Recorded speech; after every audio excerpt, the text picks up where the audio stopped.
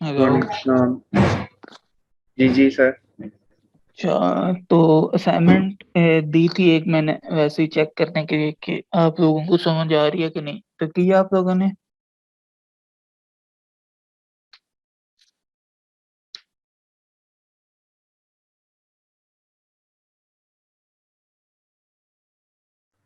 Sir मेरा तो issues आ रहे थे मेरे काफी ना।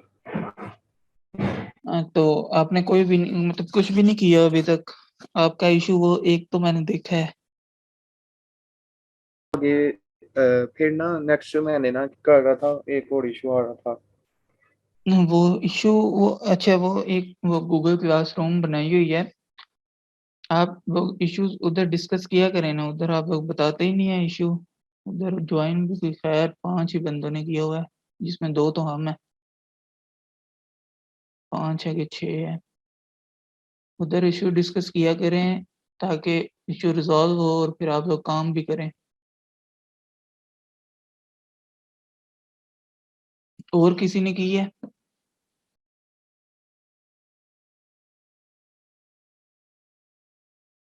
किसी ने की है तो मैं इधर स्क्रीन शेयर जी करना सर, मैंने किया हुआ। अलाउ कर रहा हूँ, तो काइंडली आप स्क्रीन शेयर कर दें यहाँ पे। जी अलाउ करें, मैं स्क्रीन शेयर करता हूँ। ठीक है।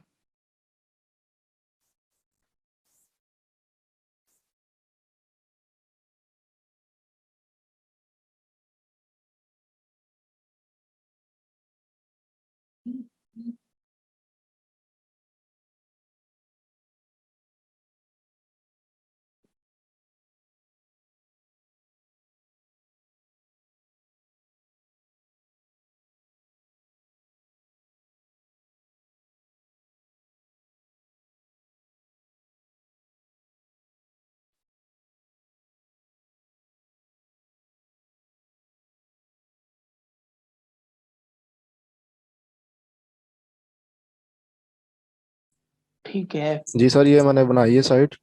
ये एस्ट्रा और इसका कॉम्बिनेशन है एलिमेंटर का। मैंने थीम एस्ट्रा यूज़ किया इसमें। अच्छा ये अच्छा। 1 पेज वेबसाइट जी है। जी। ये सर्विसेज हैं इसमें। अबाउट में ये है। अच्छा, मतलब टेस्टिमोनियल में ये है। एक ही पेज है, उसको वो मेन्यू में लिंक जी किया जी, हुआ है, ऐसे आपने क्या? जी मेल की थी ना कि 1 पेज वेबसाइट हो। जी जी। ठीक है।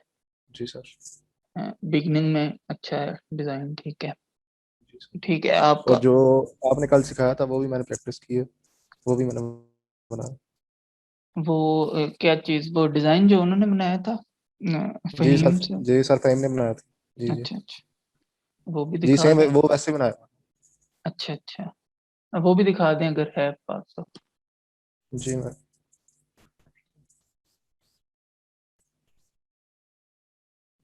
जी ये। अच्छा ठीक है ठीक है। जी गुड। इसमें फ्लिपकार्ट भी है और ये प्रेसिस का भी है और ये कॉल टू एक्शन भी है इसमें। ठीक है, फिट हो गया।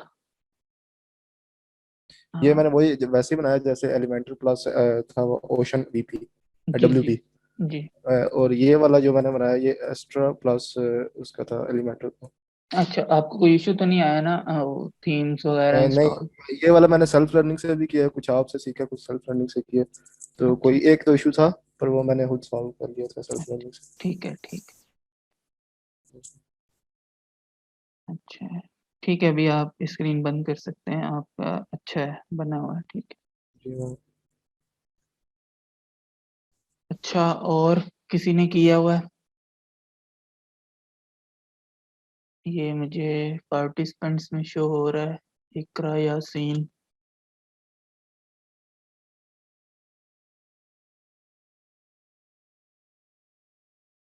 आपने नहीं किया तो बताएं, फिर हम आगे कंटिन्यू करें। मैं वेट कर रहा हूँ आपके रिस्पांस का। सर मैं स्क्रीन शेयर करूँ, वो जो मेरे इश्यूज थे वो देख लें। जी जी, स्क्रीन शेयर कर दें आप।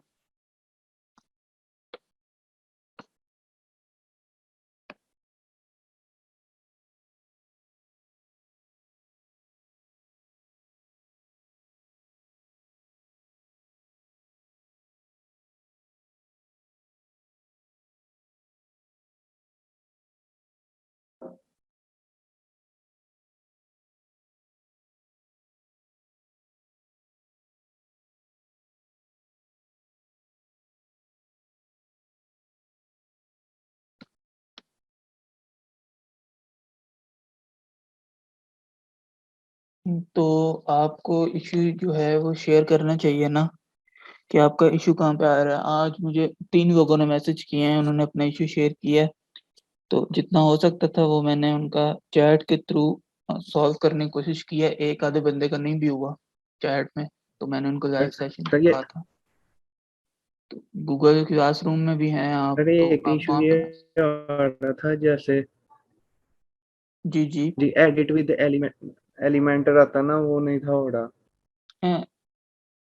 अच्छा, एलिमेंट्री रिक्वायर्स वर्जन, अच्छा ऊपर देखिए ना एरर लिखा हुआ है। आप पहले word because you are currently using sir ये क्या अपडेट करना चाहिए?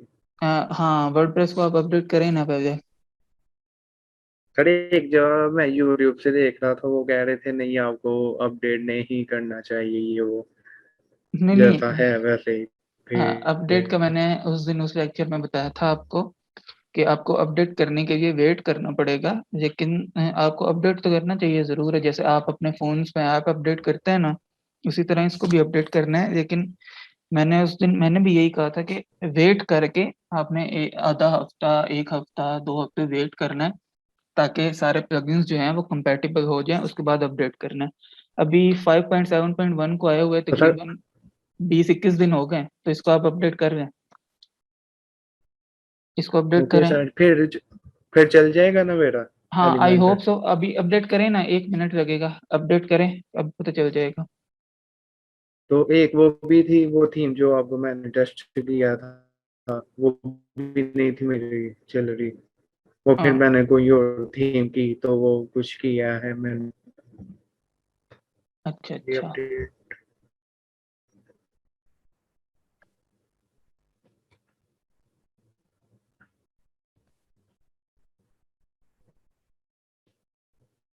नहीं, 6 चीज़ों की अपडेट्स आई हुई हैं आपके पास। हाँ, हाँ, ये ऐसे अपडेट नहीं होगा। इसके लिए क्योंकि ये कोई लाइव तो है नहीं, आपको डाउनलोड करना पड़ेगा। आपके पास वर्डप्रेस का वर्ज़न जो है वो पुराना पड़ा हुआ है। ये नीचे ज़रा स्क्रॉल करें, फुल नीचे आएँ, देखूँ आपके पास कौन-सा वर्ज़न है।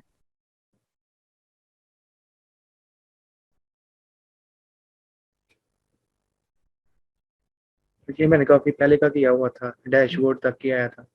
वो असल में आपके अभी आपके पास 5.7.1 चल रहा है। नहीं, 5.7.1 चल नहीं रहा, 5.7.1 की अपडेट आई हुई है।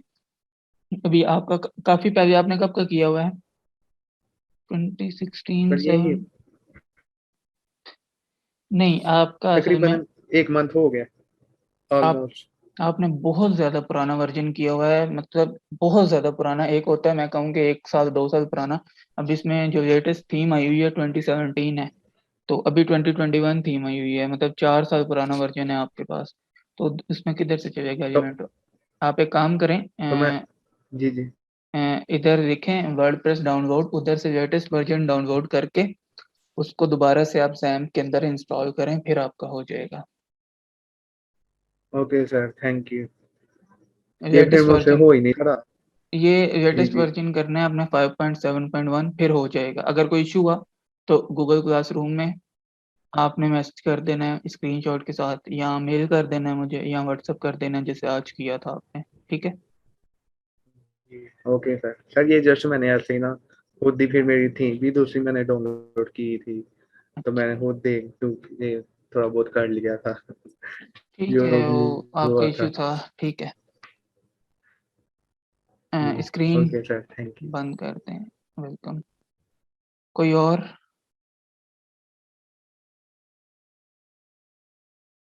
जिसने दिखाना है दिखाए, फिर मैं स्टार्ट करूँ। मैं चाह रहा वो चैट में लिख दे ताकि मैं फिर स्टार्ट करूँ, मैं आप लोगों का वेट कर रहा हूँ।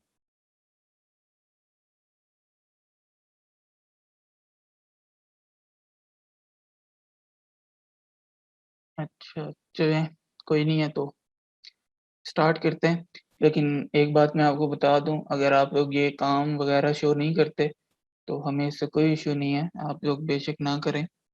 लेकिन उसमें ये है कि हमने जो डिसाइड किया हुआ है कि हम एक रिवॉर्ड देंगे जो हाईएस्ट मार्क्स लाएगा या जिसकी हाईएस्ट परफॉर्मेंस होगी, तो वो फिर कोई दूसरा ले लेगा, हमें इससे कोई इश्यू नहीं है, या इवन अगर कोई भी नहीं करता काम तो हम किसी को भी नहीं देंगे।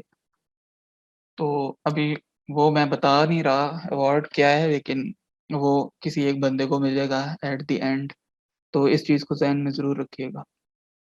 स्टार्ट करते हैं आज का लेक्चर। और आज के लेक्चर के लिए मैं प्रिपेयर होके नहीं आया हुआ, मैंने कोई तैयारी नहीं की हुई, और तैयारी मैंने जानबूझ के नहीं की हुई, क्योंकि मैं ये चाह रहा था कि मैं लाइव काम करूँ आप लोगों के सामने, और उसमें जो भी लाइव काम करते हुए इश्यूज़ जो भी आएँ, वो आप लोग भी देखें लाइव, और फिर हम उनको खुद बैठ के आपके सामने मैं उनको सॉल्व करूँ। और जो आज की हमने काम करना है वो बेसिकली एक मैं लाइव वेबसाइट के ऊपर करूँगा। मैं कोई लोकल होस्ट के ऊपर काम नहीं कर रहा।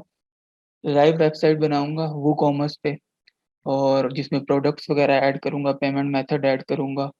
मतलब ए टू ज़ेड बिल्कुल डोमेन को होस्टिंग के साथ कनेक्ट करने से लेके बिल्कुल एंड तक ये वाला लेक्चर जाएगा।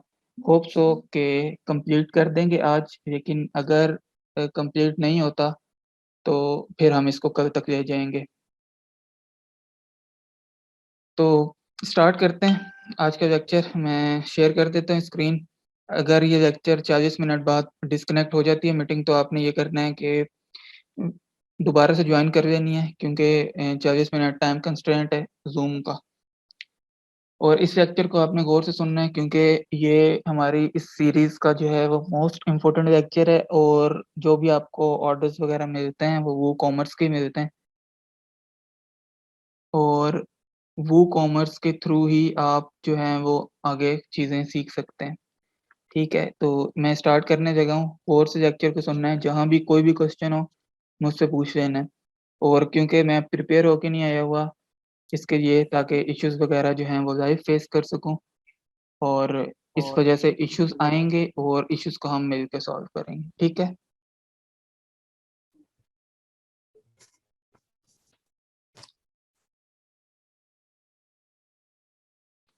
स्क्रीन शेयर हो रही है?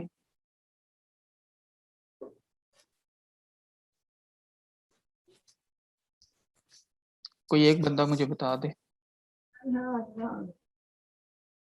Yes sir. अच्छा।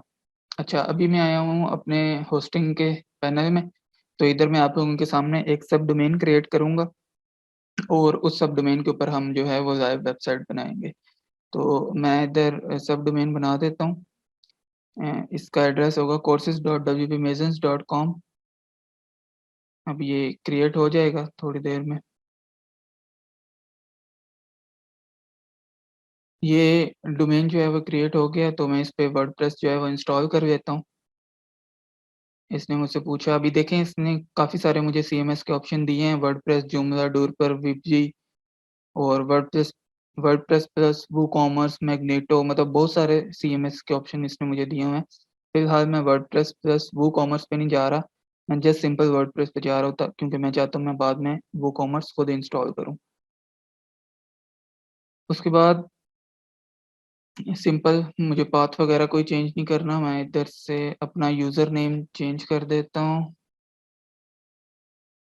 और पासवर्ड भी मैं अपना कुछ रख देता हूँ रैंडम।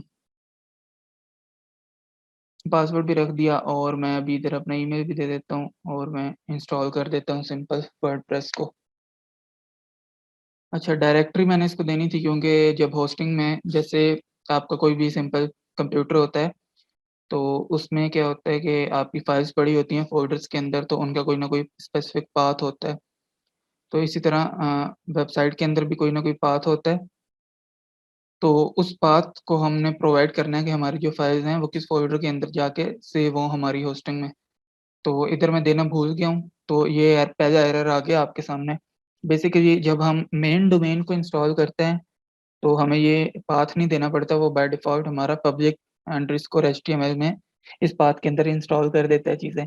लेकिन सब डोमेन के लिए हमें पाथ प्रोवाइड करना पड़ता है। तो मैं इसको पाथ दे देता हूँ कोर्सेज़, बल्कि हाँ, कोर्सेज़ पाथ मैं दे देता हूँ इसको, और अभी कोशिश करता हूँ कि इंस्टॉल हो जाए, लेकिन मुझे लग रहा है कि एक दफ़ा और एरर आएगा।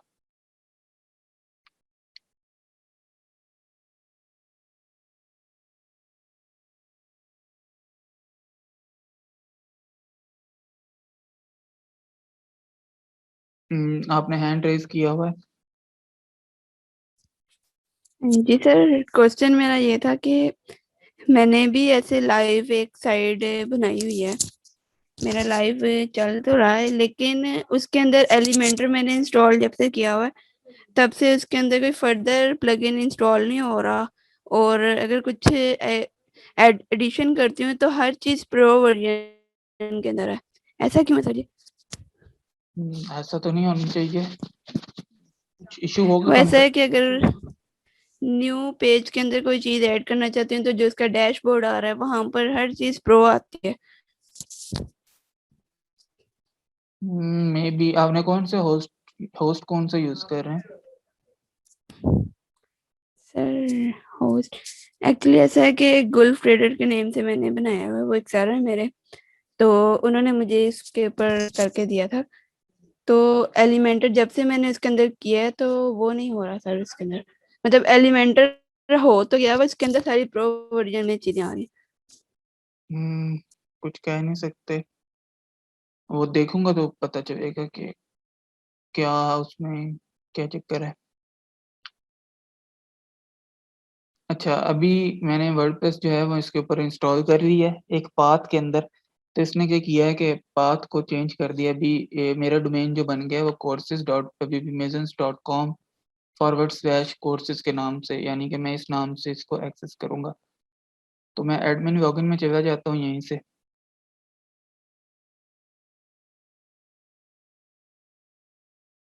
और लॉगिन करके यहाँ से फिर स्टार्ट करते हैं अपनी वर्डप्रेस। अभी ये जो चीज़ है ये अपने हिसाब से पूछता रहेगा कुछ ना कुछ कि आपने क्या करना है क्या नहीं करना, कौन सी थीम, ये स्टोर फ्रंट सामने आ रही है 2021 कुछ भी। तो फिलहाल जो डिफ़ॉल्ट थीम है मैं डिफ़ॉल्ट सेटिंग के साथ बिल्कुल डिफ़ॉल्ट सेटिंग के साथ जा रहा हूँ, कंटिन्यू कर देता हूँ। और यहाँ से भी मैं कोई चीज़ चेंज नहीं कर रहा, मैं डिफ़ॉल्ट सेटिंग के साथ ही कंटिन्यू कर रहा हूँ।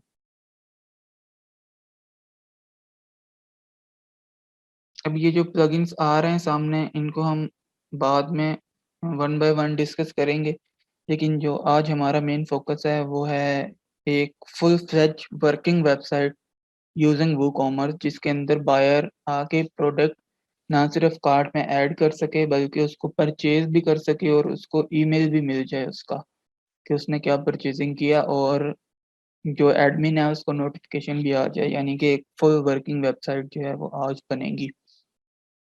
अच्छा, एवरीथिंग रेडी हो गई है, अभी हम चलते हैं डैशबोर्ड की तरफ।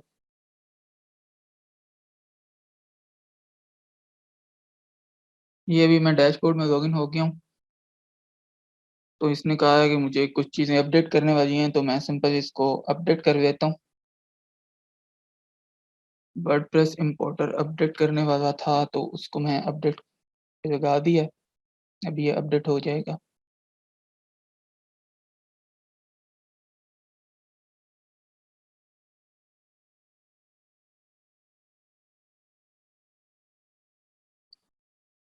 डोमेन और होस्टिंग के लिए सूटेबल साइट्स मैं बताता हूँ आपको। लेक्चर के थोड़ा आगे जाएं तो फिर मैं आपको बताता हूँ, लेकिन मेरी रिकमेंडेशन जो है वो साइट ग्राउंड ही है। और बाकी भी डिस्कस कर लेते हैं, लेकिन मैं एंड में फिर इसको डिटेल में डिस्कस करता हूँ थोड़ा। अच्छा, तो हमारी वेबसाइट जो है वो रेडी हो गई है, यानी कि उसकी जो डिफ़ॉल्ट इंस्टॉलेशन वगैरह थी वो हो चुकी है। और अभी हम इसको असल में ये ज़ूम का जो ऊपर विंडो एक शो हो रही है, तो मैं उसको टैब नहीं चेंज कर पा रहा अपना, शायद आपको शो ना हो रहा हो। तो मैं चाह रहा हूँ कि इसको मैं किसी तरह साइड पे कर दूँ ताकि मैं टैब अपने आराम से चेंज कर पाऊँ। किसी को आइडिया है ये किधर से साइड पे होगी?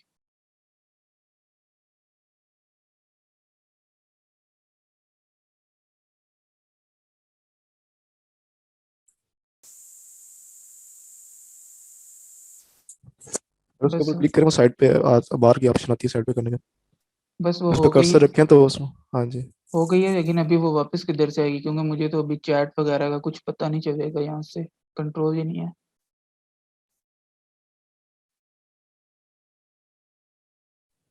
ये अरसलान जो ये ऊपर ग्रीन बार आ रही है ना, ये स्क्रीन शेयर करते वक्त जो आ रही होती है ग्रीन बार, इसके नहीं ऊपर माउस लेके जाओगे ना तो वो कंट्रोल शो हो जाते हैं चैट वाले ना, जी जी, वैसे वो लेफ्ट इनविजिबल हो एंड राइट कर जाते हैं। सकते हैं उसको।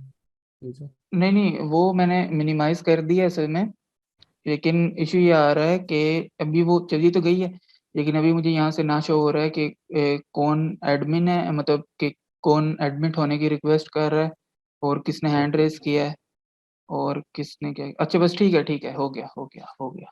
Okay, thank you. अभी जिसने भी क्वेश्चन करना हो तो मैं इस चीज़ को फिलहाल यहाँ से गायब कर रहा हूँ, तो उसने क्या करना है, हैंड रेज नहीं करना, माइक ऑन करके मुझे बता देना है, क्वेश्चन बेशक चैट में पोस्ट कर दे, ठीक है।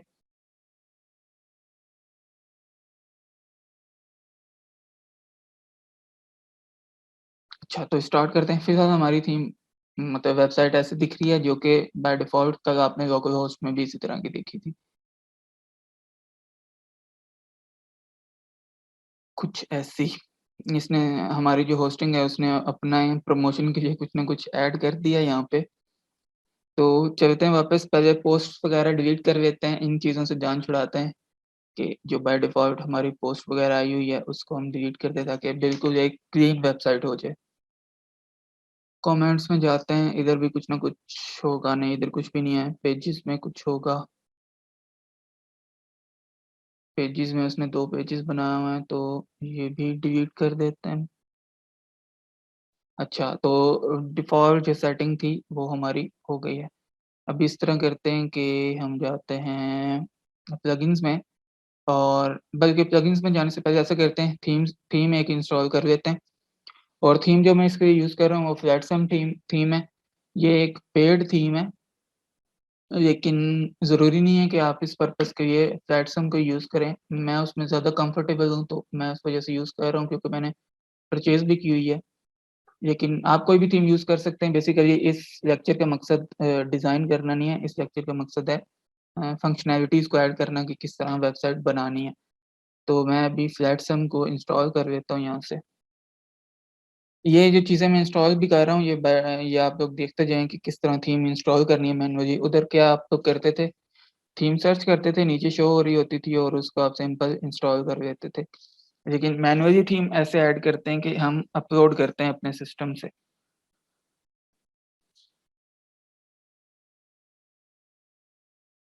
अब ये 5 एमबी की है, ये टाइम लेगी थोड़ा। तब तक मैं क्या करता हूँ, मैं प्लगइन्स में जाके एक वूकॉमर्स का जो प्लगइन है वो ऐड कर लेता हूँ।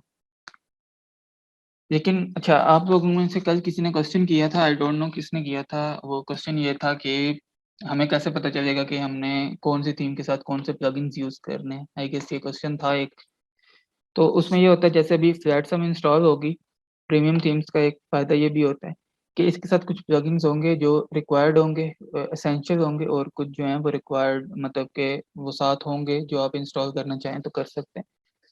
तो जो प्लगइन्स रिक्वायर्ड होंगे मिनिमम, तो वो तो आपने इंस्टॉल करने ही करने हैं, क्योंकि उसके बगैर थीम जो है वो चलेगी नहीं।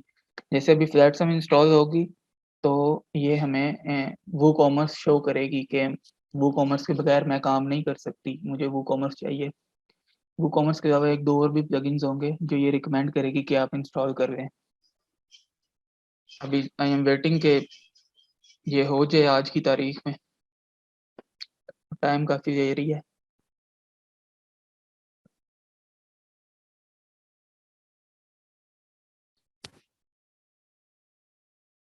सर आपको आवाज़ आ रही है मेरी?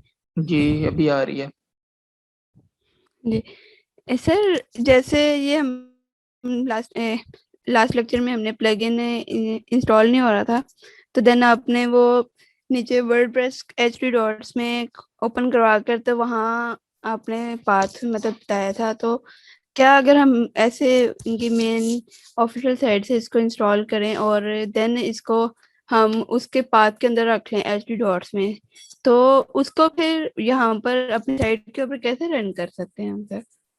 ये बाय डिफ़ॉल्ट साइट के अंदर आ जाती है। अगर फॉर एग्ज़ाम्पल मैं इधर फाइल मैनेजर में जाता हूँ ना, एचडॉक्स को भूल जाएँ, वो सिर्फ़ लोकल होस्ट के लिए होता है। जैसे अभी ये मैंने वेबसाइट बनाई है, courses.wpmazins.com। इसके public_HTML के अंदर मैं जाऊँ तो ये पाथ मैं खोलूँ, अगर इसका समझ में कि ये जो कोर्सेज वाला फोल्डर ये एचटी डॉक्स है, तो नाम तो कोई भी हो सकता है। अभी जो मैंने आपको खुलवाया जी। था वो वर्डप्रेस का फोल्डर था, उसके अंदर WP कंटेंट था, कंटेंट के अंदर प्लगइन्स थे, और प्लगइन्स के अंदर देखें ये साइड ग्राउंड का प्लगइन ऐड है और WP फॉर्म्स राइट का जो बाय डिफॉल्ट।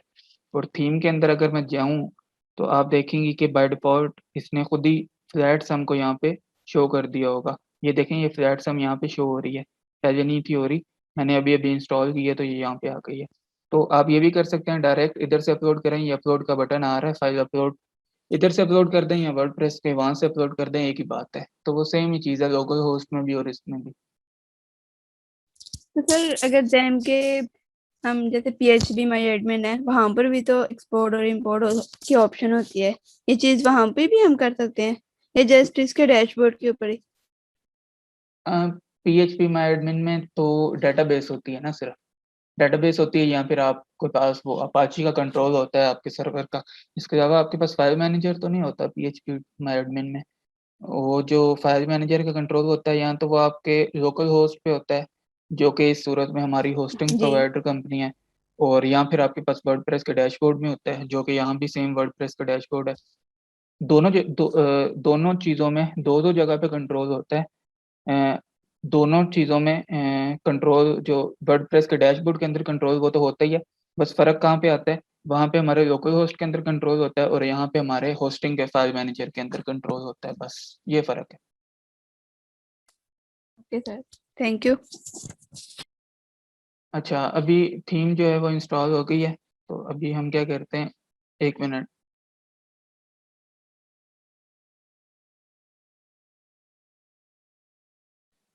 थीम इंस्टॉल हो गई है, तो अभी सेटअप करते हैं इसका, क्योंकि प्रीमियम थीम है तो बड़े प्रीमियम से इसके फीचर्स हैं। अभी आप देखेंगे कि ये प्लगइन्स का भी हमें बोलेगा कि ये प्लगइन इंस्टॉल कर लो। अच्छा, दूसरी बात, अगर कोई बंदा बोर हो रहा हो तो वो भी मुझे बता दे, ताकि मैं थोड़ा अपना स्टाइल चेंज कर लूँगा पढ़ाने का। और अगर कोई बंदा अ, कोई क्वेश्चन रखता है तो वो भी डायरेक्ट पूछ सकता है, मुझे रोक सकता है बीच में, बजाय इसके कि मैं सारा बता दूँ और फिर दोबारा से मुझे रिपीट करना पड़े। लेट्स गो पे क्लिक करते हैं।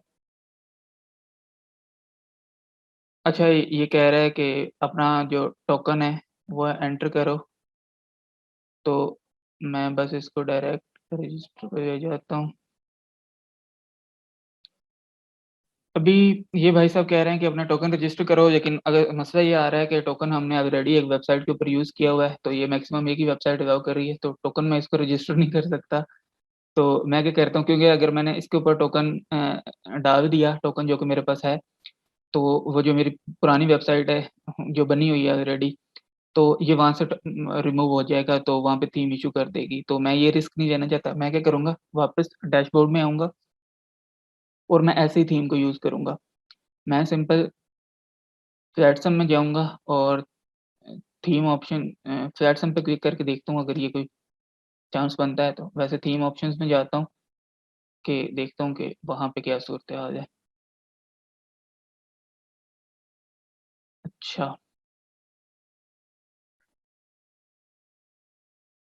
नहीं ये मुझे नहीं बता रहा कि आपने क्योंकि सेटअप विज़ार्ड में ये बता रहा होता है, लेकिन ये सेटअप विज़ार्ड में मैं इसको रजिस्ट्रेशन कोड दूँगा तो ये आगे मुझे बताएगा कि मैंने क्या करना है, और तभी ये चाइल्ड थीम भी जनरेट करने देगा मुझे।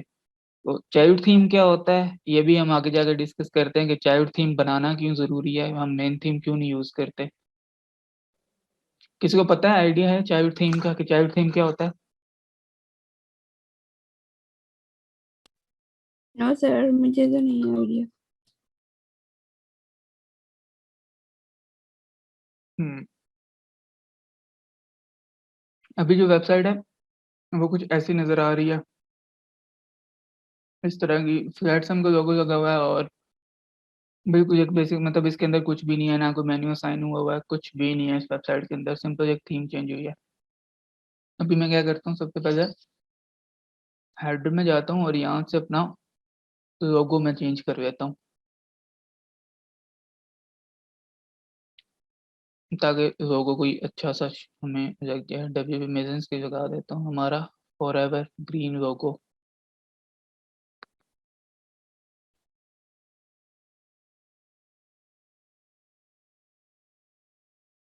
हर थीम की फंक्शनैलिटीज जो है वो डिफरेंट होती है ना? ऑलमोस्ट सेम ही होती हैं डीप इनसाइड, बाहर से कुछ ना कुछ चेंज होती है।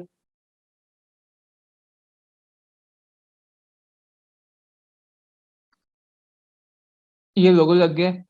अच्छा, अभी मैं क्या करता हूँ, मुझे जो नीचे फुटर है ना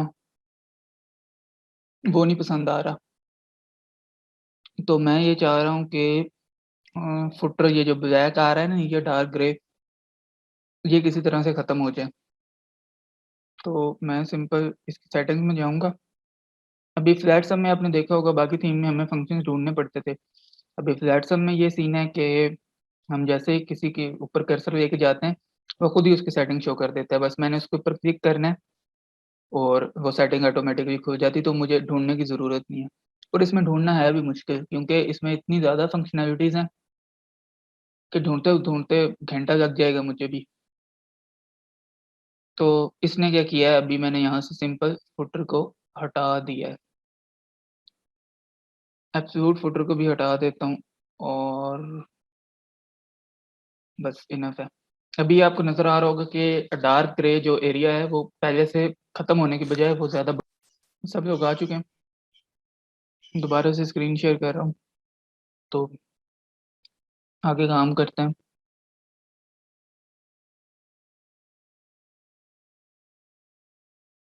अभी आप लोगों ने ये परेशानी होना कि मैं फ्लैट सम थीम के ऊपर काम कर रहा हूँ, तो आपको आपकी थीम के ऊपर ये ऑप्शंस नहीं मिलेंगे। ये है कि फ्लैट सम थीम में आपको दे दूंगा, लेकिन बगैर लाइसेंस के यूज़ कर लेना आप, विदाउट लाइसेंस। तो उसमें कोई इशू नहीं। देखें, मैं अभी बगैर लाइसेंस के यूज़ कर रहा हूँ, लेकिन ये है कि ये इसमें कोई नई थीम नहीं है। ये अच्छी खासी थीम है। बस वो जो बेसिक फंक्शनैलिटी थी सेटअप विज़ार्ड की यहाँ चाइल्ड थीम जनरेट करने की, वो इसने मुझे नहीं दी, लेकिन उस वो मैटर नहीं कर रही फिलहाल मेरे लिए सीखने के लिए। अच्छा, एक और बात बताता चलूँ कि जब आप लोग क्लाइंट के लिए प्रोजेक्ट बनाएंगे, तो आपको थीम, होस्टिंग और डोमेन के लिए वरी होने की ज़रूरत नहीं है। मतलब हो सकता है जब मैंने नई नई सीखी थी तो मेरे जहन में भी यही सवाल था कि मैं कैसे खरीदूंगा होस्टिंग और थीम और ये बाकी सारी चीज़ें। वो सारी क्लाइंट की जिम्मेदारी होती है, थीम लेना, प्लगइन्स लेना। तो आपको बेझिझक कोई भी प्लगइन अगर प्रीमियम भी है, यूज़ कर हो रहा है वेबसाइट में, उसकी ज़रूरत है, तो आपको वो क्लाइंट को बताना है और क्लाइंट खुद ही उसको परचेज करेगा। अगर वो नहीं करता तो वो उसका मसला है। कोई भी थीम, कोई भी प्लगइन, कोई भी होस्टिंग, बस आपने अपना काम उसको करके देना। अभी क्या करता हूँ मैं, फुटर वाला काम मैंने कर दिया, ठीक है। अब असल में फ्लैट सम के अंदर एक इशू ये है कि इसके ना फुटर को बिल्कुल हाइड करने की वो ऑप्शन ही नहीं है। तो मैं यहाँ पे कस्टम CSS का यूज़ करूँगा, ताकि ये जो डार्क ग्रे एरिया है जो पहले से भी बड़ा हो गया, इसको मैं हाइड कर दूँ। अब ये सिलेक्ट नहीं हो रहा।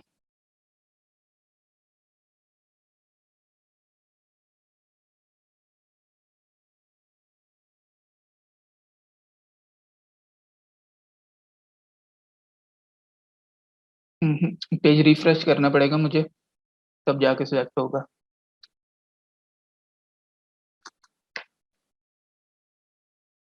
CSS तो मेरा ख्याल आप में से बाकी काफ़ी सारे लोगों को आती भी है।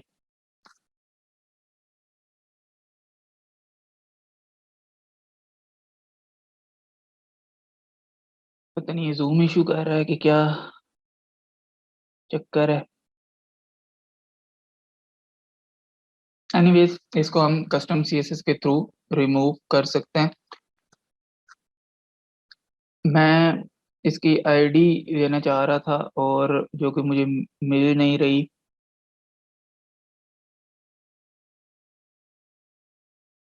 तो मैं कोशिश ये करता हूँ, एक क्लाइंट की वेबसाइट के ऊपर मैंने ये इसको रिमूव किया हुआ है, तो मैं शायद उसकी वेबसाइट पे चला जाऊँ और वहाँ से जाके इसको रिमूव करूँ। अभी ये क्लास मुझे मिली तो है, लेकिन मुझे नहीं लगता कि ये उसकी सही क्लास है। ट्राई करके देख लेते हैं। अभी ये CSS में ये बड़ा मसला है वर्डप्रेस के अंदर कि आपको काफ़ी सारी क्लासेस जो हैं वो ट्राई करनी पड़ती हैं, क्योंकि थीम आपने खुद बनाई नहीं होती। कोड आपको इतना उसका अंदाजा नहीं होता, तो काफी सारी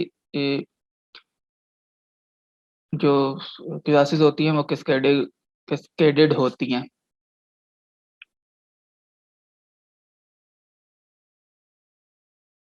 मैंने किया तो है, लेकिन इस पे कोई फर्क नहीं पड़ा। इसका मतलब ये है कि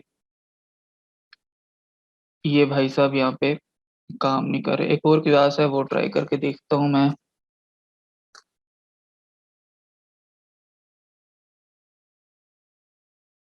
अन्ना, ये भी नहीं, जो पब्लिश कर देते हैं, खैर बाद में इसको देखते हैं। तो अभी हम जाते हैं अपने प्लगइन्स के डैशबोर्ड के अंदर और यहाँ से वो कॉमर्स को इंस्टॉल कर देते हैं। हो सकता है वैसे रिमूव हो भी गया हो, ये काफी दफा वहाँ पे शो भी नहीं करता। नहीं हुआ, खैर। हाँ, बल्कि ये रिमूव होगा जब इसके अंदर कंटेंट ऐड होगा। सॉरी, भूल गया था मैं। ये जब कंटेंट ऐड होगा तो ये ऑटोमेटिकली अपनी रिमूव हो जाएगा। ये रिमूव हुआ हुआ है, लेकिन क्योंकि पेज पे शो करने के लिए कुछ है नहीं, तो ये बाय डिफॉल्ट शो हो रहा है यहाँ पे। कंटेंट ऐड करेंगे तो आप देखेंगे ऑटोमेटिकली ये रिमूव हो जाएगा। अच्छा, इंस्टॉल कर लेते हैं वो कॉमर्स और देखते हैं वो कॉमर्स की सेटिंग्स। और फिर इसमें जब तक ये इंस्टॉल होता है, मैं तब तक क्या करता हूँ, आप लोगों को शो करने के लिए मुझे कुछ प्रोडक्ट्स चाहिए। अगर मैं बाय डिफॉल्ट खुद ही प्रोडक्ट्स करने लग गया, यानी कि ऐड करने लग गया मैनुअली, तो अच्छा खासा टाइम लग जाएगा, जो कि आप भी नहीं चाहते और मैं भी नहीं चाहता। तो मैं क्या करता हूँ, एक क्लाइंट की वेबसाइट से प्रोडक्ट्स को इंपोर्ट कर लेता हूँ, एक्सपोर्ट कर लेता हूँ, और वहाँ पे अपनी नई वेबसाइट के अंदर इंपोर्ट कर लेता हूँ।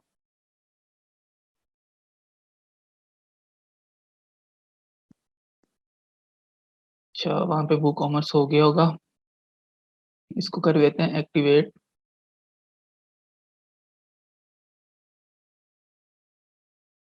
अच्छा, ये क्लाइंट की मेरे की वेबसाइट है। अभी इसमें से मैं के टूल्स कहाँ पे होंगे?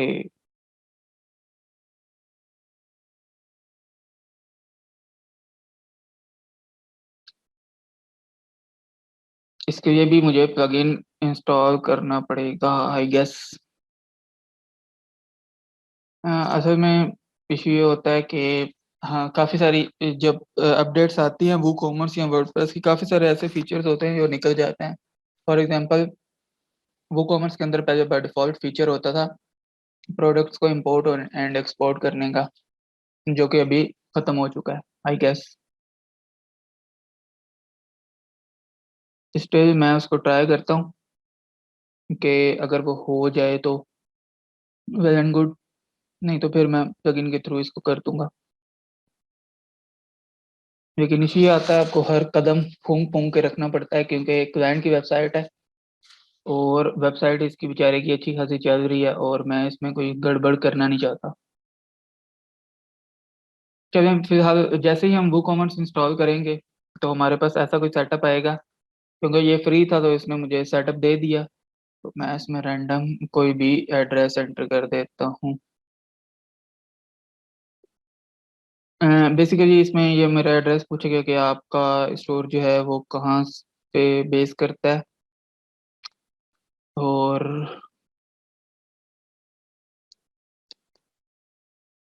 मैं इसको कह देता हूँ कि मैं क्लाइंट के लिए सेटअप कर रहा हूँ। ये बेसिक से उसने एड्रेस वगैरह पूछा, और नेक्स्ट विंडो में ये पूछेगा हमारी कैटेगरी, कि हमारी बिजनेस कैटेगरी क्या है, यानी कि हम क्या चीज़ सेल करना चाहते हैं। काफ़ी सारे इसमें ऑप्शंस हैं, अगर इसमें से कोई आपकी नहीं है तो आप अदर भी चूज़ कर सकते हैं। बेसिकली इस चीज़ से कोई फ़र्क नहीं पड़ता, आप कुछ भी कर दें, बेशक आप इलेक्ट्रॉनिक का सामान बेच रहे हो और आप इधर फर्नीचर भी कर दें तो नो इशू। तो फिलहाल मैं इसको इलेक्ट्रॉनिक्स एंड कंप्यूटर्स कर देता हूँ, कंटिन्यू करता हूँ। हाँ, ये चीज़ इंपॉर्टेंट है जो मैं उस दिन भी डिस्कस कर रहा था, कि एक होती हैं फिजिकल प्रोडक्ट्स, एक होती हैं डिजिटल प्रोडक्ट्स, और फिर कुछ सब्सक्रिप्शंस आती हैं, मेंबरशिप्स, बुकिंग्स और ये सारी चीज़ें। फॉर एग्जांपल, फिजिकल प्रोडक्ट्स वो हैं जो आप बंदे को फिजिकली डिलीवर करते हैं। डाउनलोड्स में हमारे पास सिंपल ई बुक्स आ जाती हैं, यहाँ कोई डिजिटल एसेट्स, ग्राफिक डिज़ाइन के एसेट्स वगैरह आ जाते हैं। सब्सक्रिप्शन बेस्ड वो होती हैं, जैसे फॉर एग्जांपल आपकी नेटफ्लिक्स हो गई, अमेजोन प्राइम हो गई, ये सब्सक्रिप्शन बेस्ड है। मेंबरशिप में ये है कि कोई फॉरम वगैरह होता है, और आप उनसे मंथली पैसे ले रहे होते हैं। बेसिकली ये भी सब्सक्रिप्शन होती है, लेकिन इसमें थोड़ा सा डिफरेंट आता है। बुकिंग में ये होता है कि आप कोई कंसल्टेंट वगैरह हैं, यानी कि आप एक डॉक्टर हैं, ऑनलाइन आप कंसल्टेंसी दे रहे हैं, तो उसके ये बुकिंग्स वगैरह, और बंडल्स वगैरह में, यानी कि आप कोई बंडल में बल्क में कोई चीज़ सेल कर रहे हैं। तो बेसिकली इन बाकी जो नीचे ऑप्शंस आ रहे हैं ये पेड भी हैं, यानी कि एक्सटेंशन हैं वो कॉमर्स के अंदर, उनके थ्रू होती हैं, और रियाज का फोकस भी नहीं है, और ये चीज़ें इतनी ज़्यादा मैटर भी नहीं करती। जो चीज़ें दो ज़्यादा मैटर करती हैं वो हैं फिजिकल प्रोडक्ट्स और डिजिटल प्रोडक्ट्स। तो फिलहाल हम फिजिकल पे स्टिक कर रहे हैं, नेक्स्ट लेक्चर में किसी में हम डिजिटल की तरफ जाएंगे, क्योंकि ये दोनों फील्ड्स बिल्कुल अलग हो जाती हैं। दो क्वेश्चंस आए हुए हैं, वो पहले मैं देख लेता हूँ।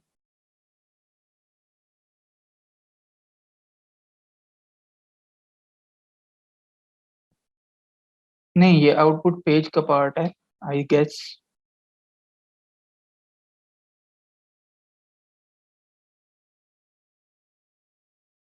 इस बारे में वैसे मुझे भी श्योर नहीं है, इसलिए मैंने कहा है कि आई थिंक ये जब कंटेंट ऐड करेंगे तो ये रिमूव हो जाएगा, तो इस लिहाज से तो ये फिर इंटरफेस का ही पार्ट हुआ। लेकिन मुझे जहाँ तक लगता है, पुरानी जो मैंने पहले सेटअप की हुई है क्लाइंट की वेबसाइट के ऊपर, ये बेसिकली फ्लैट सम थीम ही चल रही है उस क्लाइंट की वेबसाइट के ऊपर, जहाँ से मैं प्रोडक्ट इंपोर्ट एक्सपोर्ट कर रहा हूँ। तो वहां से मैंने ये CSS के थ्रू रिमूव किया था। बल्कि एक काम करते हैं, वो CSS देख ही देते हैं।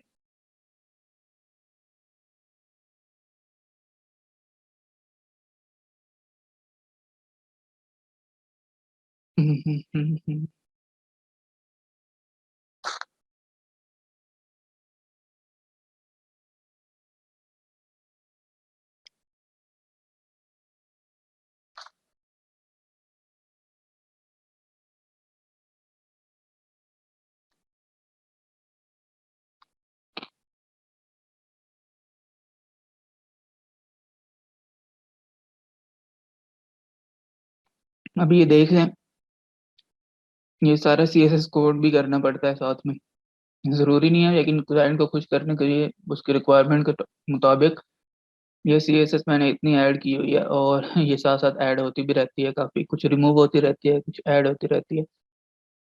तो फिलहाल जिस मकसद के लिए आए हैं उसी पे फोकस करते हैं। देखता हूँ मैंने किया है ये काम के नहीं यहाँ पे।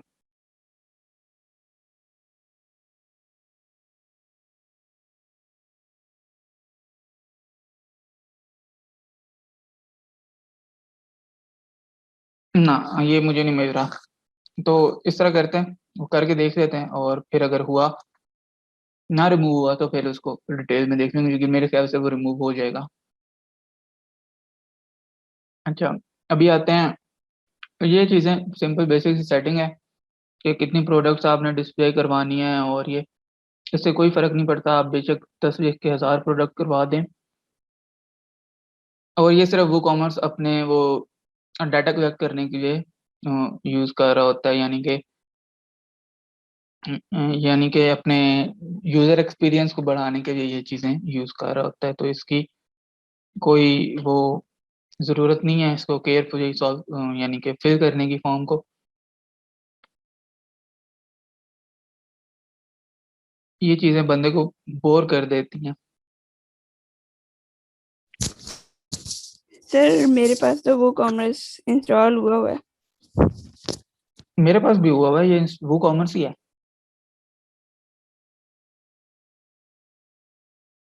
अब लेकिन इसके अंदर एलिमेंटर जब इंस्टॉल किए तो वो आगे प्रो वर्जन मांग रहा है हर चीज के ऊपर।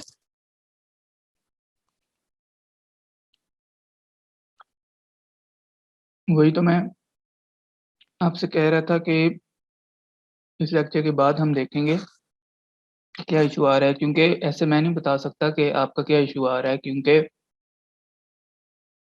उसमें हो सकता है कोई उसका इशू हो, होस्टिंग का इशू हो सकता है थीम का इशू हो सकता है कोई प्लगइन और हो जो इशू कर रहा है। तो कुछ नहीं कह सकता ना मैं ऐसे बगैर देखे। ये तो यानी काफी सारे 3-4 इश्यूज मैंने आपको गिनवा दिए हैं, हो सकता है इनके अलावा कोई और भी इशू हो। तो वो जब मैं देखूंगा उसको रिमोटली, यानी कि आप स्क्रीन शेयर करेंगी, तो फिर मुझे पता चलेगा कि क्या उसमें इशू आ रहा है, तो फिर मैं आपको गाइड कर सकूंगा। ओके सर, मैं आपको लेक्चर के बाद आप स्क्रीन शेयर कर दूंगी सर मैं। ठीक है। अच्छा, सेटअप हो गया।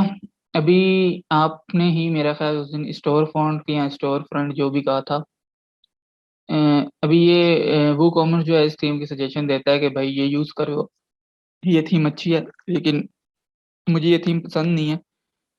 जो सबसे ज़्यादा सेल होती है वो कॉमर्स की ये थीम, ये वो फ्लैटसम ही है। तो मैं यही कहता हूँ continue with by active theme. और भी नीचे काफ़ी सारी थीम की सजेशन दे रहा है ये। मैं सिंपल इसको नेक्स्ट नेक्स्ट कर देता हूँ। अच्छा, अभी ऊपर आपको शायद नज़र आ रहा हो एक एरर आ रहा है ऊपर। वो एरर इस वजह से आ रहा है क्योंकि वो कॉमर्स शायद अपडेट हुआ है, तो ये कंपैटिबल नहीं है उस तरह। यह कोड आपको लिखा हुआ नज़र आ रहा होगा, या जिसको मैंने अभी हाईलाइट भी किया है। तो ये काफ़ी, जब नई अपडेट आएगी वो कॉमर्स की, तो ये इशू जो है वो इनका रिजॉल्व हो जाएगा। लेकिन मुझे इस चीज़ से कोई इफेक्ट नहीं पड़ रहा, क्योंकि जो मेरी वेबसाइट है वो फ्रंट एंड के ऊपर ठीक शो हो रही है। अभी ये जूम वाला जो है ये फिर मुझे इरिटेट कर रहा है, तो मैं क्या करता हूँ, इसको फिर से हाइड कर देता हूँ। आज के लेक्चर में टाइम काफ़ी लग रहा है और 55 मिनट्स हो चुके हैं और अभी तक हमने कुछ नहीं किया, तो मैं अभी स्पीड थोड़ी सी बढ़ा रहा हूँ। अच्छा, बेसिक सेटअप हमने कर लिया है वो कॉमर्स के अंदर। अभी हमने क्या करना है, सिंपल सेटिंग्स के अंदर जाते हैं, वहाँ पे थोड़ी सी सेटिंग्स का आपको बता देता हूँ और फिर जो है वो हम स्टार्ट कर देते हैं चीज़ें।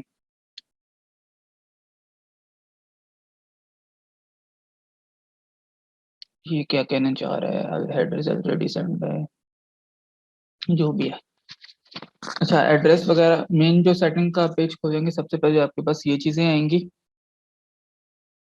और अच्छा, एक और चीज़, मज़े की चीज़ जो हो चुकी है वो ये हुई है कि थीम ने हमें खुद ही प्लगइन जो है वो सजेस्ट कर दिए हैं कि आप ये प्लगइन इंस्टॉल कर रहे हैं। ये चीज़ आपको नज़र आ रही है ना, ये वाली, कि this theme recommends the following plugins, content form 7 और नेक्स्ट सोशल लॉगिन और YITH वो कॉमर्स स्पेशलिस्ट।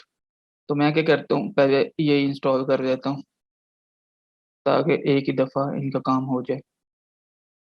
और वो कॉमर्स कहता है कि जेट पैक भी इंस्टॉल करो, तो मैं जेट पैक भी इंस्टॉल कर लेता हूँ। जेट पैक जो है ये बड़े काम की चीज़ है वर्डप्रेस के अंदर।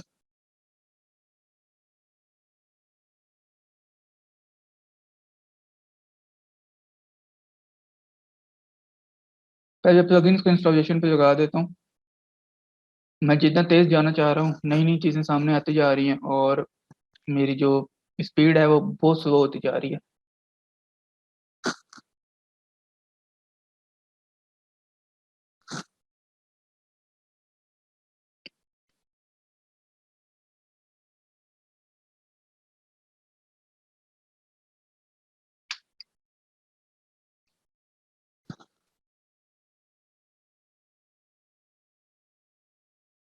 अच्छा, इस चीज़ से तो जान छूट गई है कि हमने जो प्लगइन था वो इंस्टॉल थीम वाले कर लिए हैं, लेकिन ये कोई इशू क्रिएट कर रहा है। अभी देखता हूँ कि कौन सा प्लगइन है जो मसला कर रहा है।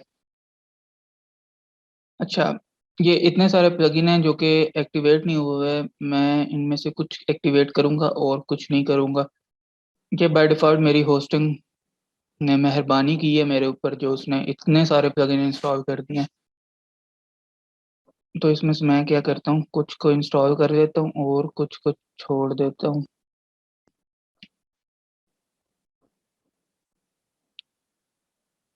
अच्छा, इनफ है।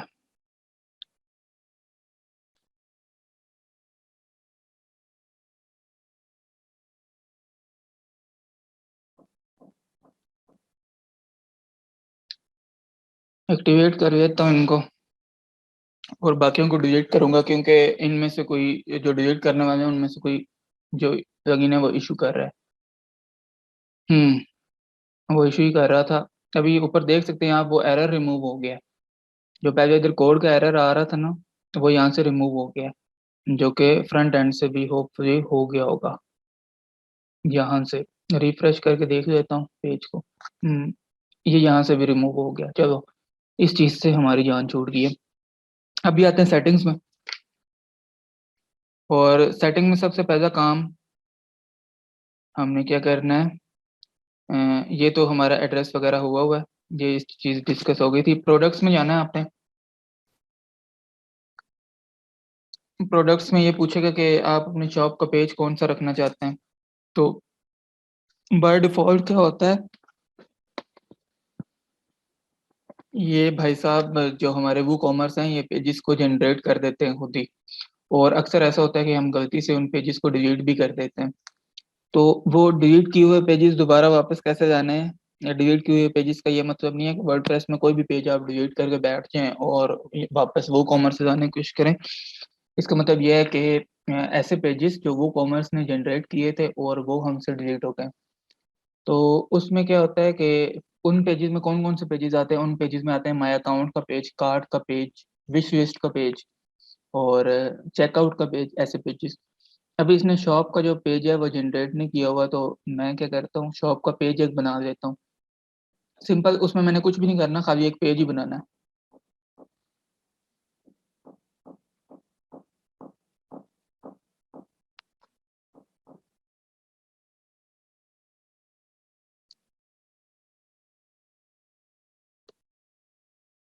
अच्छा, अभी सिंपल मैंने इसको शॉप का नाम दिया और मैं इसको पब्लिश कर देता हूँ। बस मेरा इतना सा काम था, मैंने उसको फॉर्मेलिटी के लिए बस बनाना था। अभी इधर ये मुझे ऑप्शन शो कर देगा शॉप पेज का जो मैंने अभी बनाया है, तो मैं इसको सिंपल क्लिक कर देता हूँ। फिर कुछ उसने बेसिक ऑप्शन दिए हैं, redirection to the cart page after successful addition, यानी कि जब कार्ट पेज में कोई प्रोडक्ट ऐड हो तो वो दोबारा कार्ट पेज पे रीडायरेक्ट कर दे। तो मैं नहीं चाहता कि ये हो। Enable ajax add to cart buttons on archives, तो ये ठीक है, यानी कि एजेक्स जो है वो एक फ्रेमवर्क है, तो मैं चाहता हूँ इनेबल रहे। इसमें स्पीड का थोड़ा सा फर्क पड़ जाता है कि इम्प्रूव हो जाती है, क्योंकि बाय डिफॉल्ट जो दूसरा रेजी मतलब कार्ट बटन होता है वो काफ़ी स्लो सा होता है, वो रिस्पॉन्सिव इतना नहीं होता। बाकी बेसिक सी वेबसाइट है, यानी कि वेट का यूनिट और डायमेंशन यूनिट, ये सिंपल सी बहुत बेसिक सी चीज़ें, बहुत ज़्यादा बेसिक सी चीज़ें, इनकी तरफ ज़्यादा टाइम वेस्ट नहीं करता। शिपिंग की तरफ आते हैं।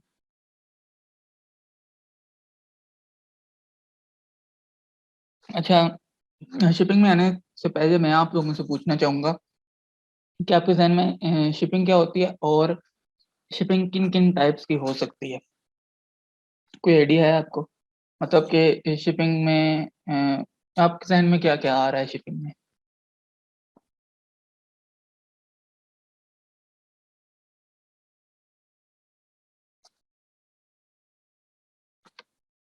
कुछ भी नहीं आ रहा। चलो, शिपिंग में हमने ये करना है, फॉर एग्जांपल मैं इधर इस्लामाबाद में बैठा हूँ और मैं चाह रहा हूँ कि मेरी जो प्रोडक्ट्स हैं वो इस्लामाबाद के अंदर, इस्लामाबाद सिटी के अंदर फ्री में शिपिंग हो उनकी।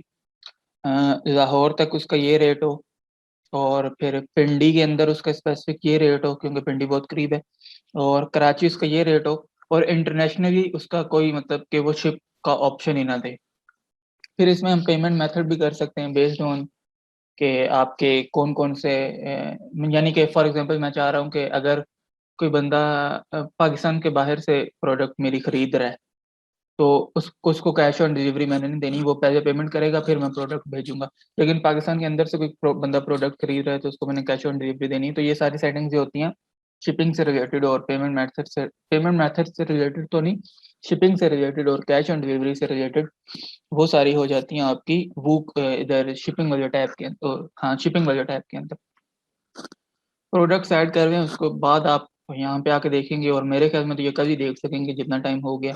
तो आज कोशिश करते हैं कि वेबसाइट ही बना लें। पेमेंट्स में आते हैं।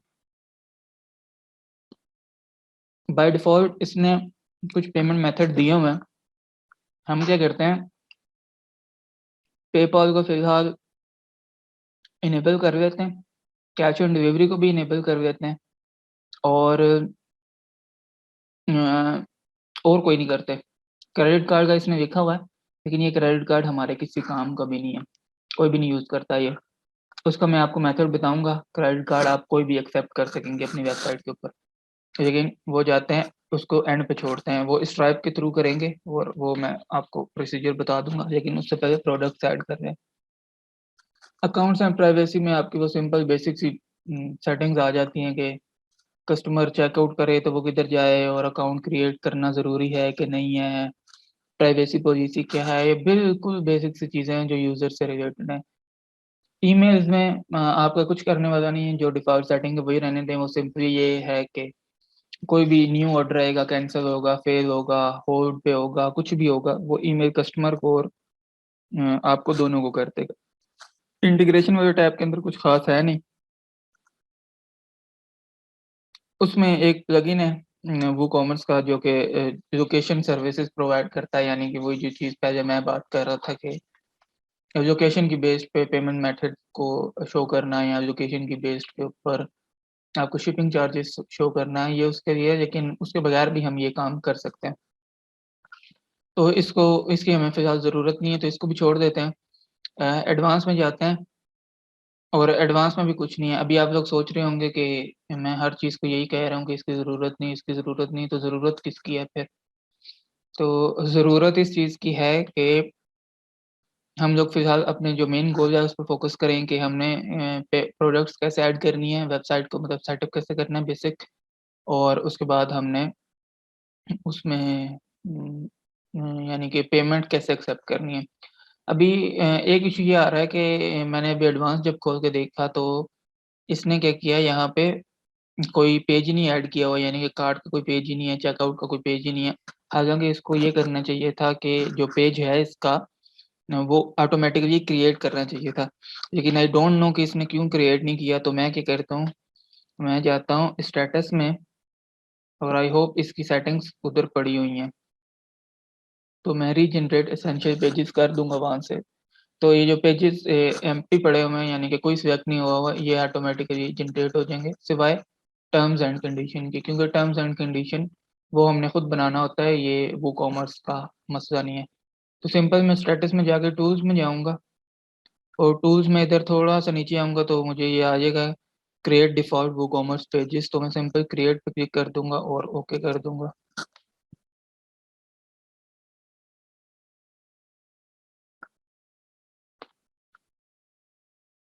पेजेस क्रिएट हो गए हैं, तो अभी इसको रिफ्रेश करके देखते हैं।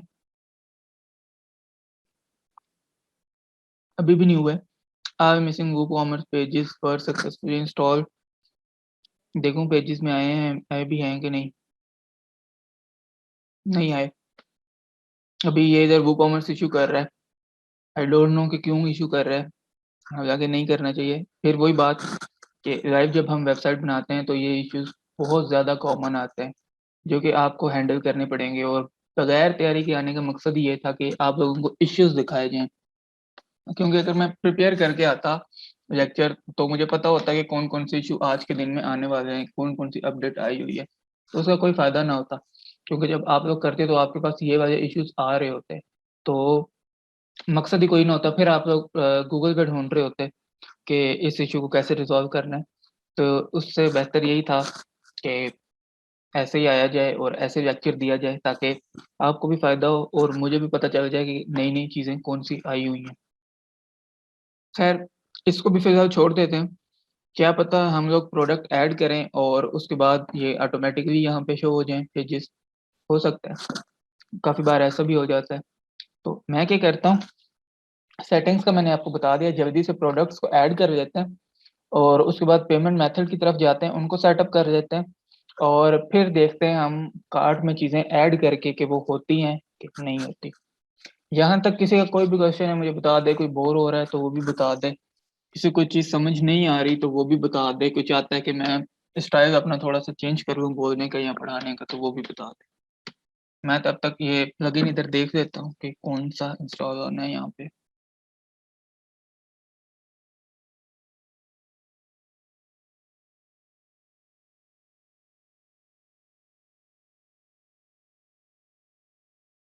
मुझे हैंड वगैरह या वो मैसेजेस वगैरह कुछ शो नहीं हो रहा, तो आपको बोलना ही पड़ेगा कोई भी आए।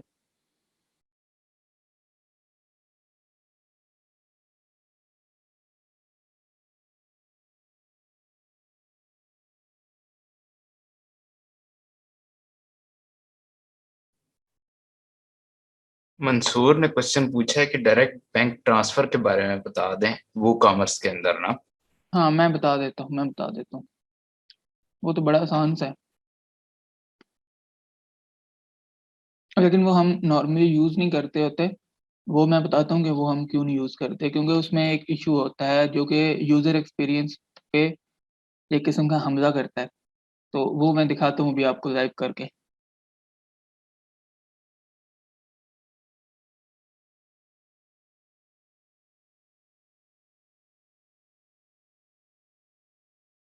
अभी ऐसा है कि इसने मुझे कोई ऑप्शन शो नहीं किया कोई भी प्रोडक्ट वगैरह ऐड करने का, तो मैं अभी यही चाहूँगा कि मैं एक प्लगइन इंस्टॉल करूँ और उसके बाद हम इस पे आए, यानी कि उस प्लगइन को मैं यूज़ करूँ इन चीज़ों को, इन प्रोडक्ट्स को एक्सपोर्ट करने के लिए। फ़हीम और भी कोई क्वेश्चन हो तो मुझे बताते रहना साथ-साथ, क्योंकि मैं नहीं चाह रहा कि टाइम ज़्यादा और लगे, तो मैं इसको काम करता रहूँ और साथ-साथ मैं इन क्वेश्चंस को भी आंसर ये एक और क्वेश्चन भी आया है मोहम्मद सुफियान की तरफ से, लोकल होस्ट पे हम वो कॉमर्स की वेबसाइट बना सकते हैं नहीं बना सकते? बना सकते हैं, बिल्कुल बना सकते हैं। लेकिन लाइव जो आज बनाने का मकसद था, पहले मैं लोकल पे ही बनाने लगा था। लेकिन लाइव बनाने का मकसद मेरा ये था कि आप लोगों को लाइव का भी पता चले कि डोमेन के ऊपर कैसे इंस्टॉल करनी है होस्टिंग, और लाइव वेबसाइट के ऊपर आपने किस तरह काम करना है। तो आपने देखा लोकल होस्ट के ऊपर तो बड़े मज़े से हम चल रहे थे, लेकिन लाइव के ऊपर जब हम आते हैं तो उसमें इशू आ जाता है काफ़ी।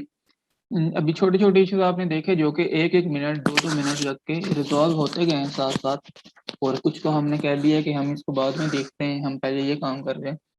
तो ये छोटे-छोटे इश्यूज़ आते रहते हैं। तो इस पे लाइव पे करने का मकसद ये था, बाकी लोकल पे भी कर सकते हैं, ईज़िली कर सकते हैं, कोई इश्यू नहीं आता उसमें। बल्कि सीखने के लिए लोकल ही लोग करते हैं, लाइव पे तो जब बंदा अच्छी तरह सीख जाए तो फिर आता है। अच्छा, ये मैंने क्लाइंट की वेबसाइट के ऊपर ये प्लगइन इनेबल कर दिया है, और मैं अभी ढूँढता हूँ कि ये प्लगइन किस जगह पर है। वो कॉमर्स इंपोर्ट एंड एक्सपोर्ट के नाम से था। अभी आपको नज़र आ रहे होंगे कि इस वेबसाइट के अंदर कितने ज़्यादा प्लगइन्स यूज़ हुए हुए हैं। वो प्लगइन मेरी नज़रों के सामने आ नहीं रहा, तो मैं इसको सर्च ही कर लेता हूँ ऊपर। WooCommerce advance order export टोटो कूपन्स चेकआउट फील्ड,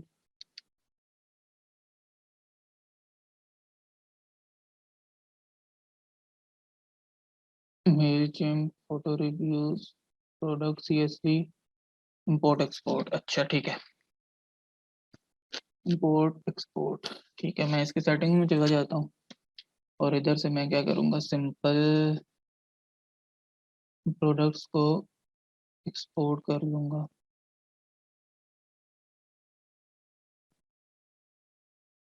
और ये प्लगइन हमें फिर उधर भी इंस्टॉल करना पड़ेगा जिस वेबसाइट पे, क्योंकि यहाँ से एक्सपोर्ट तो कर लिया, लेकिन यहाँ पे इंपोर्ट करना है, वहाँ पे भी तो ये चाहिए ना। तो ये इतनी सी देर लगी है, बस प्लगइन इंस्टॉल किया, उसने फ़ौरन एक्सईएसवाई फाइल के अंदर मेरे जो प्रोडक्ट्स थी वो एक्सपोर्ट कर दी हैं।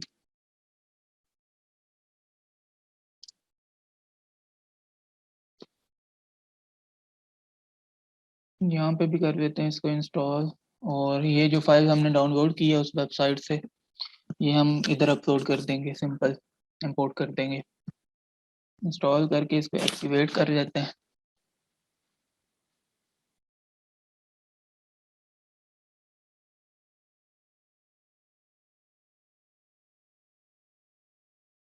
अभी इसने मुझे सिंपल कहा है कि फ़ाइल चूज़ करें, और मैं इधर से फ़ाइल चूज़ कर लेता हूँ। समझ आप लोगों को आ रही है या कोई नहीं आ रही?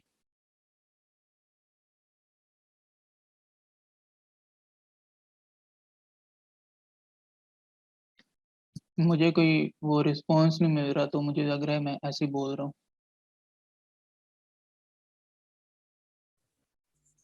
जी सर, समझ आ रही है।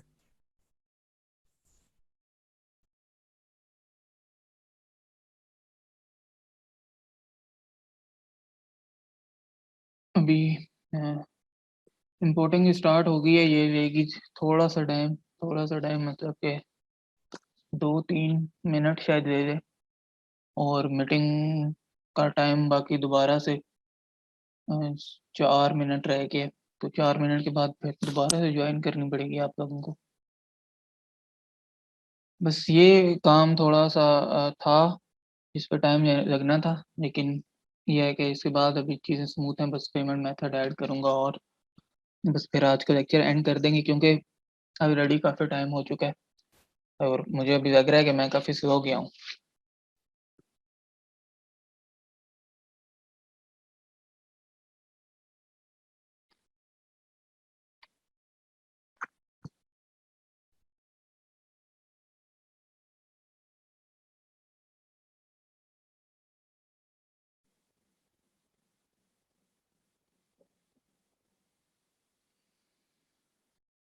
अच्छा, आप लोगों को वो कुछ यहाँ पे शो हो रहा होगा, येलो येलो लाइंस, यानी कि जिसमें एक किस्म की वो वार्निंग या एरर शो कर रहा है। उसमें लिखा हुआ है importing product ID conflict with an existing post. इसका मतलब ये है कि इंपोर्ट एक्सपोर्ट वाला, ये क्योंकि फ्री प्लगइन है तो इसमें बहुत बेसिक से फीचर्स हैं।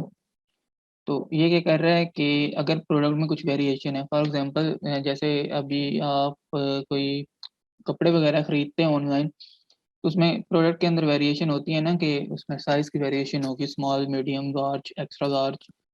उसके बाद उसमें कलर की वेरिएशंस होगी कि ब्लू, ब्लैक, ठीक है।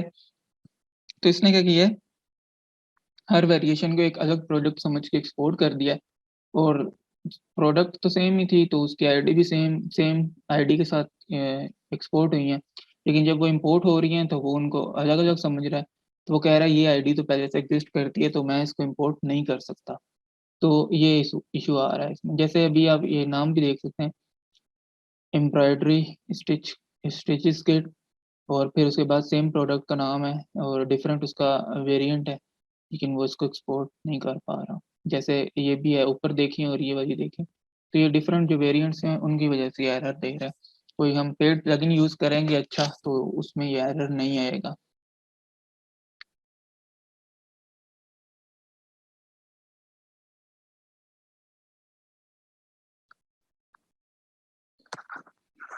ये भाई साहब तो बहुत टाइम ले रहे हैं, तो मैं क्या करता हूँ, दूसरे पेज से जाके इसको चेक करता हूँ कि इसने जो अभी तक इंपोर्ट किए हैं वो सेव भी किए हैं कि नहीं। अगर सेव कर लिए हैं तो बस मैं उस टैब को बंद कर दूंगा। 108 109 प्रोडक्ट्स मोर देन इनफ है।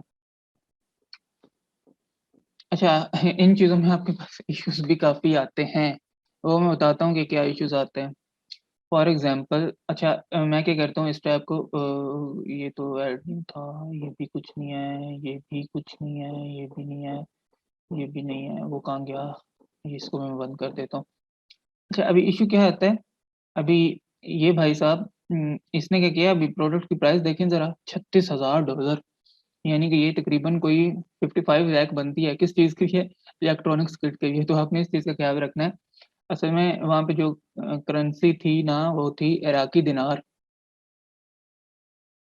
तो इराकी दिनार को इसने कन्वर्ट कर दिया यूएस डॉलर में, लेकिन इसने प्राइस सेम ही रखी। मतलब 36,000 इराकी दिनार दिनार पे बनते हैं, ऑलमोस्ट $20-25 बनते हैं वो 36,000 इराकी दिनार। तो ये देखें, ये इराकी दिनार की प्राइस है, तो इसने उसको $36,000 कर दिया, यानी ये।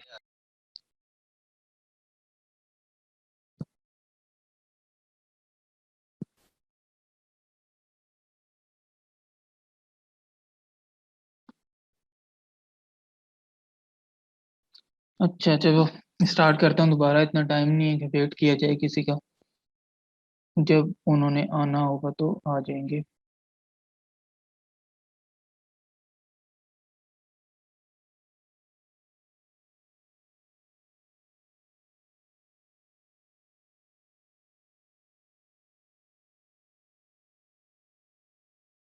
अच्छा, मैं कहाँ पे था, मतलब इराकी दिनार पे पहुंच गया था ना, वहां तक सुना था आपने।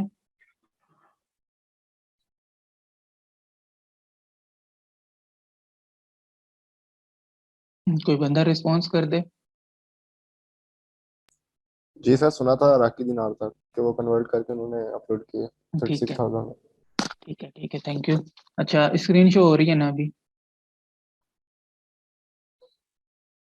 जी सर, हो रही है, स्क्रीन शो हो रही है। बस ठीक है। अच्छा, तो अभी क्या करते हैं, प्रोडक्ट्स हमारे पास आ गई हैं काफ़ी सारी। ये कितनी प्रोडक्ट्स आई हैं? 89 प्रोडक्ट्स हमारे पास आ गई हैं। ठीक है, तो अभी हम क्या करते हैं, ज़रा सी अपनी वेबसाइट को देख लेते हैं कि कैसी नज़र आ रही है।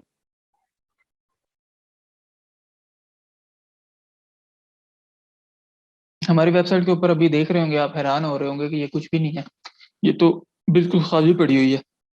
खाली पता है क्यों पड़ी हुई है? हमारी जितनी भी प्रोडक्ट्स होती हैं वो जाती हैं शॉप पेज के ऊपर, वो जो हमने प्रोडक्ट्स वाले टैब के अंदर सेलेक्ट किया था। तो उस चीज़ को हमने कवर करने के लिए मैं क्या करता हूँ, फिलहाल मेन्यू वाला काम थोड़ा सा लंबा हो जाएगा। मैं सेटिंग्स में जाके अपने शॉप पेज को होम पेज बना देता हूँ। यानी कि जो भी बंदा आए वेबसाइट के ऊपर वो डायरेक्ट शॉप पेज के ऊपर ही लैंड करे, बजाय इसके कि वो कहीं मेन किसी और पेज के ऊपर जा रहा हो। तो मैं चाह रहा हूँ कि वो शॉप पेज के ऊपर आए और उसको सारी प्रोडक्ट्स नजर आए। तो सिंपल मैं एक स्टैटिक पेज कर दूंगा यहाँ से, और यहाँ से मैं शॉप पेज को सिलेक्ट कर दूंगा और सेव चेंजेस करके।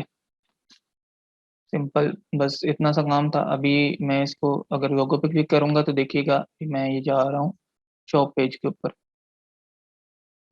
ठीक हो गया, ये आ गया हमारा शॉप पेज। अभी इसने क्या किया है, इसने जब प्रोडक्ट्स इंपोर्ट किए हैं तो ये जैसे इमेजेस थी जिस डायमेंशन में इसको मिली, बस वो भाई सब ये हैं। लेकिन ये कोई मजे की चीज नहीं लग रही कि ये प्रोडक्ट इसने इतनी बड़ी शो की हुई है और ये ऐसे। तो ये कोई इतना मजा आ नहीं रहा इसको देख के। लेकिन एट द एंड ये डिजाइन की क्लास तो है नहीं। तो फिलहाल अभी ये कि इसने ऐड टू कार्ट का ऑप्शन मुझे दे दिया, यानी कि इसने कार्ट का बटन जो पेज था वो बना दिया। मैं व्यू कार्ट पे चला जाता हूँ। व्यू कार्ट पे जब मैं जाता हूँ तो कार्ट का पेज कोई असाइन नहीं हुआ हुआ। तो इसने मुझे दोबारा वहीं पे गया, यानी कि दोबारा अगर मैं कार्ट के पेज पे जाऊँ तो मैं नहीं जा सकता, दोबारा इधर ही आ जाऊंगा। और अगर मैं दोबारा चेकआउट के पेज के ऊपर जाऊँ तो वहीं पे वहां पे भी नहीं जा सकता, दोबारा मैं वहीं पे घूम फिर के आ जाता हूँ।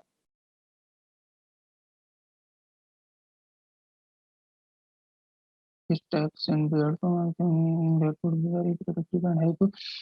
मैंने शुरू के 2 लेक्चर जो थ्योरेटिकल से थे उनकी मैंने स्लाइड्स शेयर की हुई हैं, और कल के लेक्चर की स्लाइड्स भी थी आई थिंक, वो भी मैंने शेयर की थी। नहीं, बल्कि वो शेयर नहीं की, वो फहीम साहब के पास होंगी। बाकी आज के लेक्चर की स्लाइड्स ठीक है, मैं ट्राई करूंगा कि मैं बना के शेयर कर दूं। फिलहाल मैंने बनाई नहीं हुई, वो इस वजह से नहीं बनाई क्योंकि ये ज़्यादा प्रैक्टिकल काम था। तो मैंने कहा लाइव करेंगे तो आप लोगों को ज़्यादा समझ आ जाएगी, और रिकॉर्डिंग भी होगी तो आप अगर वो भी देखेंगे तो तब भी समझ आएगी। एनीवेज, मैं ट्राई करूंगा कि इसकी ये जो नोट्स हैं स्टेप बाय स्टेप वो करके आपको बता दूं। अच्छा, तो उसके बाद हम क्या करते हैं, हम कार्ड का पेज शो नहीं हो रहा तो दोबारा जाते हैं वो कॉमर्स की सेटिंग्स के अंदर और चेक करते हैं कि क्या इशू है वहाँ पे, पेजेस क्यों नहीं शो हो रहे और पेजेस बन क्यों नहीं रहे। या तो फिर वो कॉमर्स के अंदर इशू है कि वो सही तरह इंस्टॉल ही नहीं हुआ, जो एरर आ गया था हमारे पास। एनीवेज, जनरेट करता हूँ दोबारा, एंड आई होप के अभी उसको जनरेट कर देने चाहिए, इशू नहीं करना चाहिए। पहले ऐसा करता हूँ कि ट्रांजिएंट्स को क्लियर कर देता हूँ ताकि कोई भी कैशे वगैरह है तो वो हमारे से क्लियर हो जाए यहाँ से। और अब मैं क्या करता हूँ, दोबारा से पेजेस जनरेट करने की कोशिश करता हूँ। तो अभी देखता हूँ कि जनरेट करता है कि नहीं। पहले तो इसने कहा था कि मैंने कर दिए हैं, अभी ये इधर कहता है कि पेजेस जनरेट हो गए हैं, लेकिन पेजेस असल में होते नहीं है जनरेट। वेरी स्ट्रेंज, कोई सेटिंग में इशू है या क्या इशू है। दोबारा से मैं आता हूँ वो कॉमर्स में और देखता हूँ कि क्या इशू आ रहा है यहाँ पे। या तो फिर ये होगा, हमें वो कॉमर्स जो है वो दोबारा से इंस्टॉल करना पड़ेगा अगर पेजेस हमारे पास नहीं आ रहे। या बल्कि एक काम करता हूँ मैं, मैं इतनी मेहनत क्यों करूं, मैं जाता हूँ सीधा पेजेस में और अपनी मर्जी के पेजेस बना देता हूँ, फंक्शन तो उसने खुद ही ऐड करना है। एक करके देख लेता हूँ कि वो होता है कि नहीं होता। कार्ड का पेज बनाता हूँ। अभी आई डोंट नो कि ये चीज़ वर्क करेगी या नहीं करेगी, क्योंकि इस पेज के अंदर मैं कुछ डाल नहीं रहा, और इस पेज को अगर मैं असाइन कर देता हूँ उसको,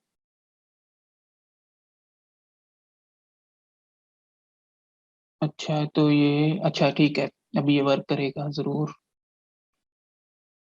सेटिंग्स में जाता हूँ दोबारा, और वो कॉमर्स की सेटिंग्स में जाके उसको कार्ड का पेज जो है वो असाइन कर देता हूँ। ये मैं वो कॉमर्स की सेटिंग्स के अंदर गया, और यहाँ पे मैं जाऊँगा इंटीग्रेशन में, और इंटीग्रेशन में नहीं, सॉरी, मैं जाऊँगा यहाँ पे, किधर जा, एडवांस में आई गेस, हाँ एडवांस में जाऊँगा, और यहाँ से मैं कार्ड का पेज सेलेक्ट कर दूंगा जो मैंने अभी क्रिएट किया है, एंड आई होप कि ये काम करेगा। अच्छा, कार्ड का पेज जो है वो जनरेट हो गया है। अभी जाता हूँ वेबसाइट के ऊपर और चेक करता हूँ कि कार्ड जो है वो वर्किंग कर रहा है या नहीं। अगर वो वर्क करता है तो फिर हम चेकआउट का पेज भी बना देते हैं और माई अकाउंट का पेज भी बना। अभी दोबारा से कार्ड में जाकर कोशिश करते हैं कि कार्ड में जाता है कि नहीं। कार्ड कार्ड आ तो गया है, लेकिन इसने कार्ड शो नहीं किया मुझे, यानी कि इसने काम नहीं किया। जब माई अकाउंट पे अगर मैं क्लिक करता हूँ तो माई अकाउंट में भी नहीं जा रहा ये, तो ये चीज़ काम नहीं कर रही। तो मुझे क्या करना होगा, मुझे वो कॉमर्स दोबारा से करना होगा। फुटर सिक्योर चेकआउट ऑर्डर पे order payment, what's the issue. ऐसे इशू आप लोगों को ये है कि आते रहेंगे वेबसाइट बनाते हुए, जैसे अभी मुझे भी आ रहे हैं इशू, और मुझे इस टाइम पे कोई आइडिया नहीं है कि ये इशू मेरे पास क्यों आ रहा है। लेकिन एक चीज़ आप लोग देख रहे होंगे कि नीचे जो फुटर था वो यहाँ से ऑटोमेटिकली रिमूव हो गया जैसे हमारे पास प्रोडक्ट्स ऐड हुई हैं, तो वो ये एक इशू जो था हमारा रिजॉल्व हो गया। तो मैं फिलहाल साइड बार जो है वो इसको असाइन कर देता हूँ, क्योंकि वो मुझे कह रहा है कि आप इसको साइड बार दे दें। तो मैं सिंपल जाता हूँ यहाँ पे विजिट्स में, साइड बार में, और नहीं बल्कि ये मुझे कौन सा पाथ दिया हुआ है, इसने मुझे तो दिया हुआ है visits shop side bar in appearance visits to show anything. अच्छा, मैंने अभी इसको शो तो किया हुआ है, लेकिन आई डोंट नो कि क्या इशू है।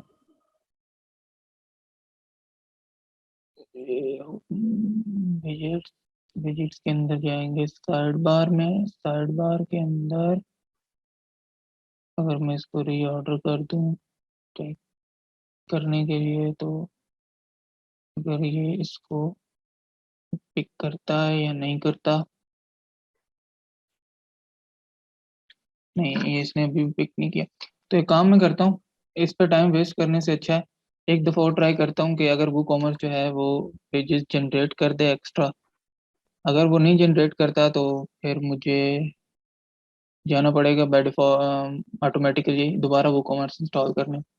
लेकिन एक काम करता हूँ, प्लगइन्स चेक कर लेता हूँ, शायद हो सकता है कोई प्लगइन इश्यू कर रहा हो। तो ये जो एक्स्ट्रा पड़े हुए हैं मैं पहले इनको डिलीट कर देता हूँ। हो सकता है कोई इनमें से इशू कर रहा हो, वो कॉमर्स पेमेंट्स जैसे हो गया, और वर्डप्रेस स्टार्टर हो गया, डब्ल्यूपी फॉर्म्स। अच्छा, ये तो एक्टिवेट हुए हैं, ये एक साथ नहीं होंगे। अच्छा ठीक है, फिलहाल ये जो प्रोडक्ट्स हैं इनको मैं, सॉरी ये जो प्लगइन्स हैं इनको मैं कर देता हूँ डिलीट। ये जब डिलीट का ऑप्शन मैंने प्रेस किया है तो देखते हैं ये चीज़ जो है वो इशू हमारा रिजॉल्व करती है कि नहीं करती। और वो कॉमर्स पेमेंट का जो प्लगइन है इसको मैं डीएक्टिवेट कर देता हूँ, और इसको मैं डीएक्टिवेट करने के बाद डिलीट भी कर देता हूँ क्योंकि मुझे ये नहीं चाहिए। अभी चेक करता हूँ, बल्कि इससे पहले क्या करता हूँ, मैं जाता हूँ वो कॉमर्स में, और वो कॉमर्स में जाने के बाद मैं दोबारा से टूल्स के अंदर जाता हूँ, और टूल्स में जाने के बाद मैं दोबारा से ट्रांजिएंट क्लिक कर देता हूँ यहाँ से, और ट्रांजिट क्लियर करने के बाद मैं यहाँ से एक्सपायर्ड ट्रांजिट भी क्लियर कर देता हूँ ताकि कोई भी कैशे वगैरह का इशू ना रहे। मैं सर्वर साइड से भी कैशे क्लियर कर देता हूँ ताकि कोई गुंजाइश ना रहे कि हम ये चीज़ करते और वो चीज़ करते तो शायद हो जाता। दोबारा से पेजेस जनरेट करने की कोशिश करता हूँ।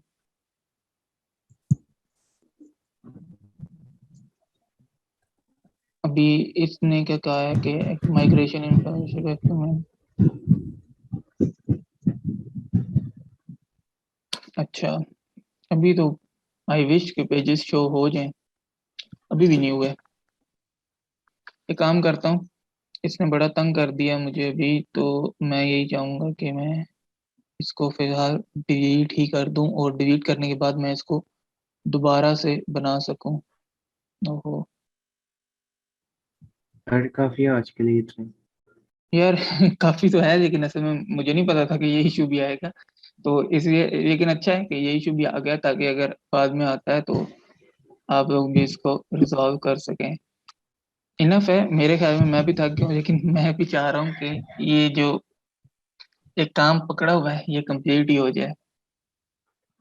दोबारा से इसको एक्टिवेट करता हूँ और फिर ट्राई करते हैं, बस मैं 10 मिनट और अगर ना हुआ तो फिर मैं इस तरह करता हूँ कि जो ऑलरेडी बनी हुई है वेबसाइट उस पर चले जाते हैं और उस पर मैं आपको करके दिखा देता हूँ। बस 10 मिनट दे दें मुझे।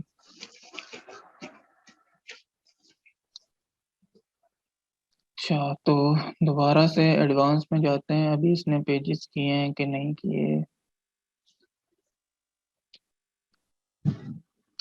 टूल्स में जाके WordPress,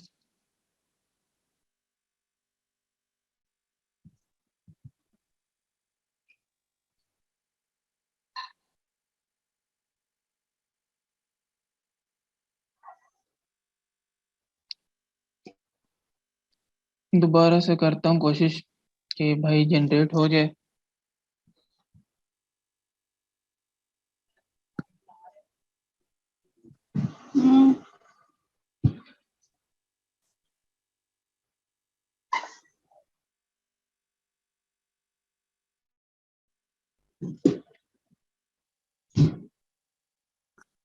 अगर अभी भी नहीं करता तो हमारे पास एक और तरीका भी है, हम शॉर्ट कोड के थ्रू कर सकते हैं।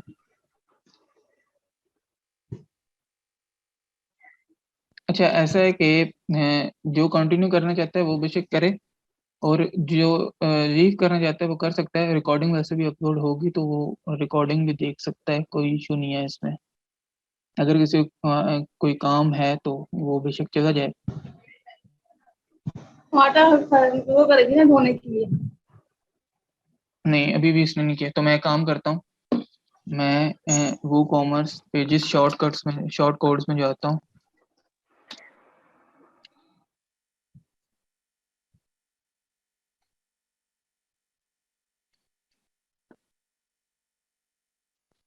अभी जैसे कि आप लोगों को पता है कि ये एरर आ गया और इसको सॉल्व नहीं हो रहा था, तो अभी बिल्कुल जो लास्ट पे चीज़ बच जाती है ना कि आपको बिल्कुल कुछ भी ना हो रहा हो, यानी कि कोई काम ना हो रहा हो, तो फिर एंड में आते हैं शॉर्ट कोड्स के। शॉर्ट कोड से आप क्या करेंगे, जैसे अभी वो पेज तो मैंने बना लिया, उधर असाइन भी कर दिया, लेकिन वो पेज कहीं पे भी शो नहीं हो रहा था। मतलब कि उसके अंदर वो जो चीज़ हम चाह रहे थे वो शो नहीं हो रही थी, तो उसके लिए आते हैं short codes.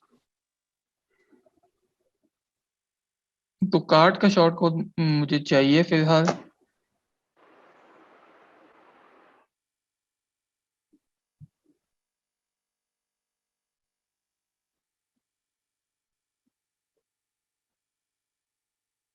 Short code.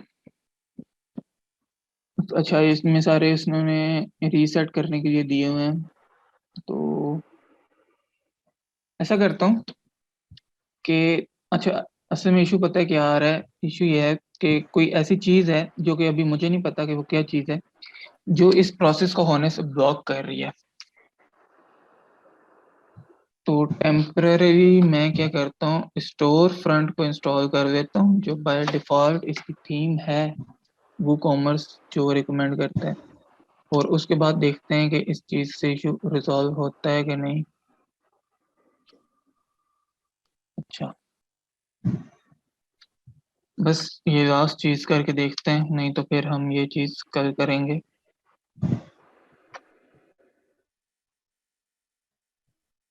Store front,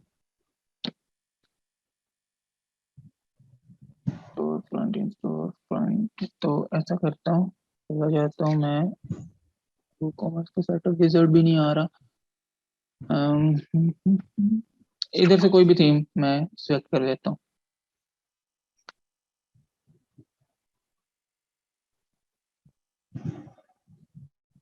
कोई भी थीम, इसको एक्टिवेट करके देखता हूँ कि अभी जो है हमारा वो इनेबल होता है हमारा वो पेजेस या नहीं।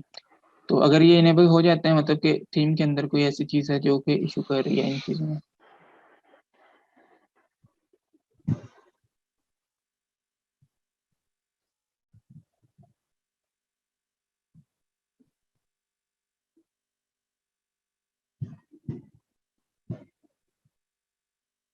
थीम हमारी अपडेट हो गई है।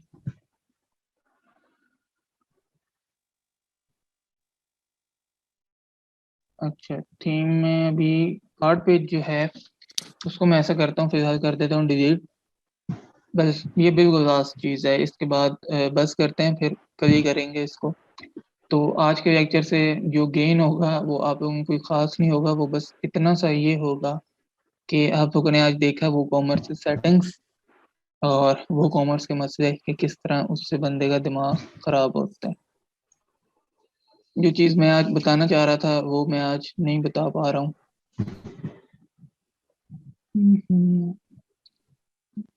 अच्छा, मैं किधर था, अभी तो मुझे चीज़ें भूल रही हैं। अच्छा, मैं जाता हूँ दोबारा से वो कॉमर्स की सेटिंग्स के अंदर, बल्कि ऐसा करता हूँ, पहले टूल्स के अंदर जाता हूँ और दोबारा से उन पेजेस को रीजनरेट करने की कोशिश करता हूँ कि वो रीजनरेट होता है या नहीं होते।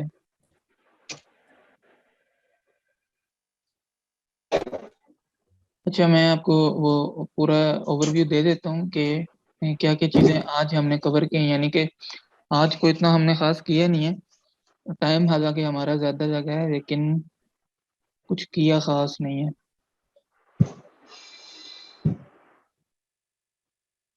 अभी। अच्छा, ये पेजेस क्रिएट करने का मैंने दे दिया। अभी पेजेस में जाके देखता हूँ कि वो पेजेस आए भी हैं कि नहीं। स्टिल वो पेजेस नहीं आए यहाँ पे।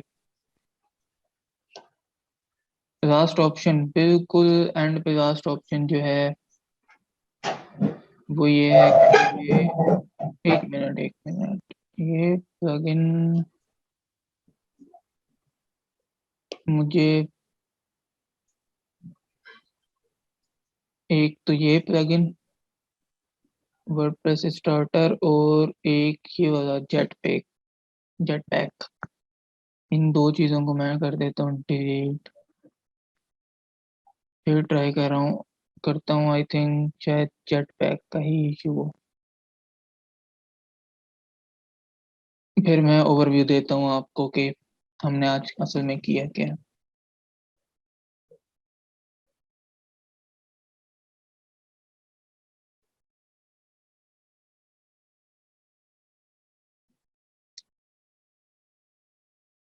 दोबारा से पेजेस क्रिएट करता हूँ। पेजेस क्रिएट हो गए, अभी तो आ जाने चाहिए वहाँ पे। देखा, वो जेट पैक का इशू था, पेजेस हमारे पास ऑटोमेटिकली आ गए हैं, तो हमारा जो इशू था वो रिजॉल्व हो चुका है। तो छोटा सा इशू था, हालांकि पहले जो प्लगइन थे वो मैंने अनइंस्टॉल किए हैं कुछ, लेकिन ये मुझसे शायद रह गया था, ये मेरी नज़र में नहीं आया तो ये रह गया था।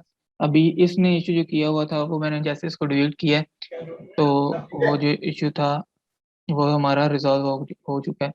तो मैंने दोबारा से अपनी जो थीम थी वो एक्टिवेट कर दी। अच्छा, अभी क्या होगा कि मैं जाता हूँ दोबारा से, हमारी जो थीम थी वो एक्टिवेट हो गई है। अभी वो कॉमर्स की सेटिंग्स के अंदर जल्दी से चला जाता हूँ ताकि आज का जो काम हम चाह रहे थे वो ख़त्म हो जाए।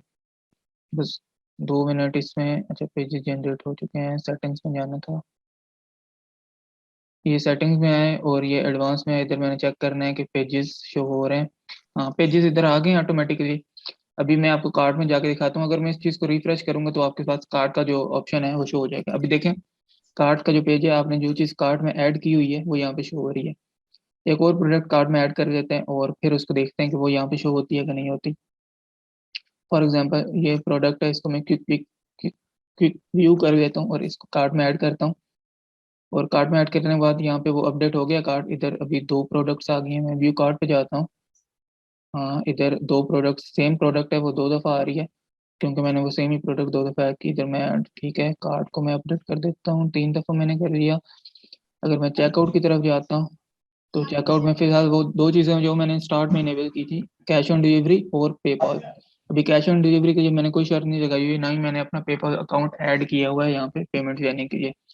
तो फिलहाल यहीं पे आज को कंक्लूड करते हैं। तो हमारा जो आज का इशू आ रहा था मेन, जो उसने जेट पैक ने बनाया हुआ था, वो हमने रिजॉल्व कर लिया है एट द एंड, बिल्कुल एंड टाइम के ऊपर।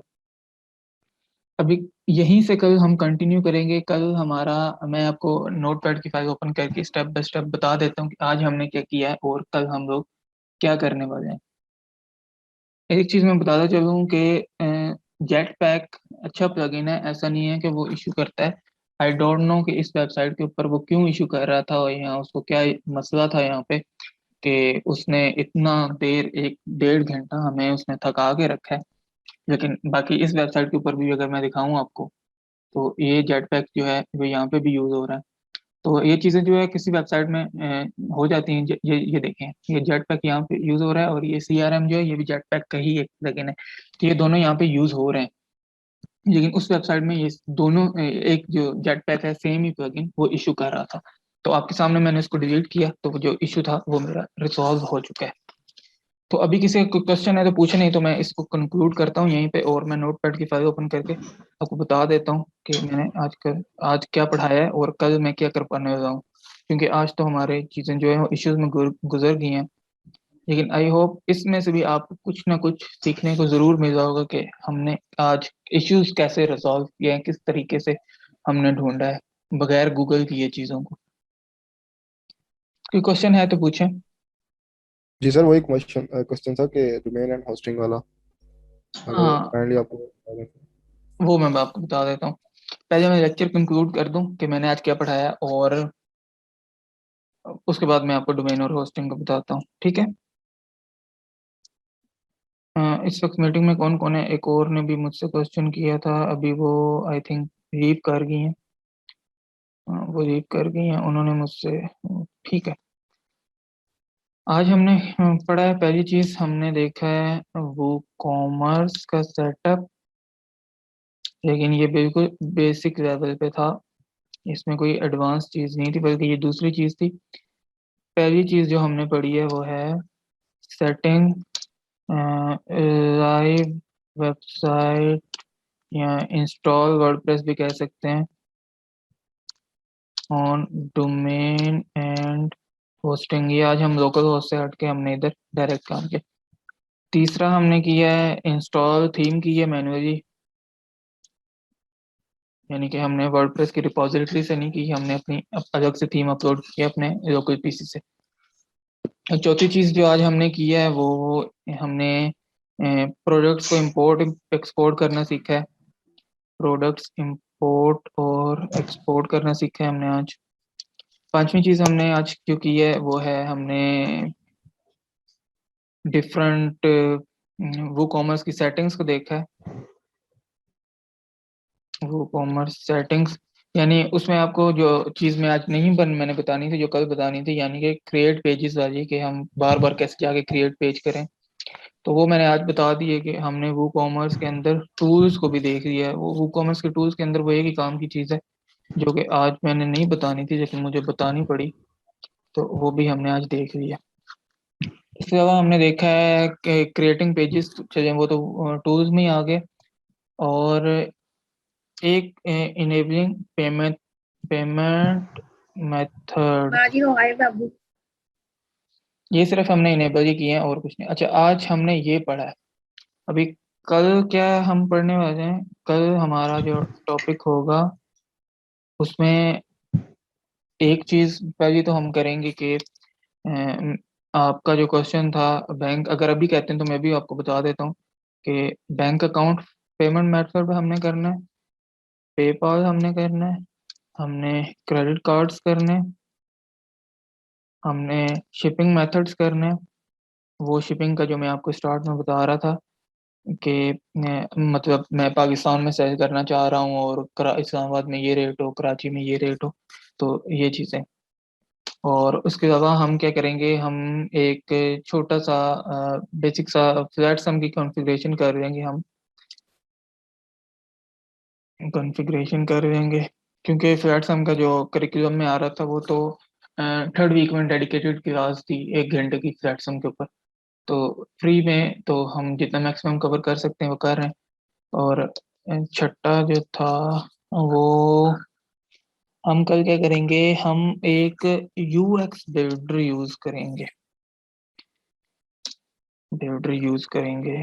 अभी यूएक्स बिल्डर क्या होता है, जैसे एलिमेंटर का आपको पता है, आपको डीबी का पता है, ऑक्सीजन का या थ्राइव आर्किटेक्ट का पता है, इसी तरह फ्लैट सम के अंदर अपना समझ लें कि एक एलिमेंटर है अंदर, जो कि मुझे एलिमेंटर से भी ज्यादा पसंद है क्योंकि उसमें बहुत मजे मजे की चीजें हैं। तो उसको कहते हैं यूएक्स बिल्डर। वो फ्लैटसम, क्योंकि फ्लैटसम जो कंपनी है उसका, जिस कंपनी का है उसका नाम यूएक्स है, तो वो यूएक्स बिल्डर है। बहुत मजे की चीज है, उसमें आप देखेंगे कि शॉप पेजेस, बहुत ही मजे मजे के आप शॉप पेजेस कैसे बना सकते हैं उसके अंदर।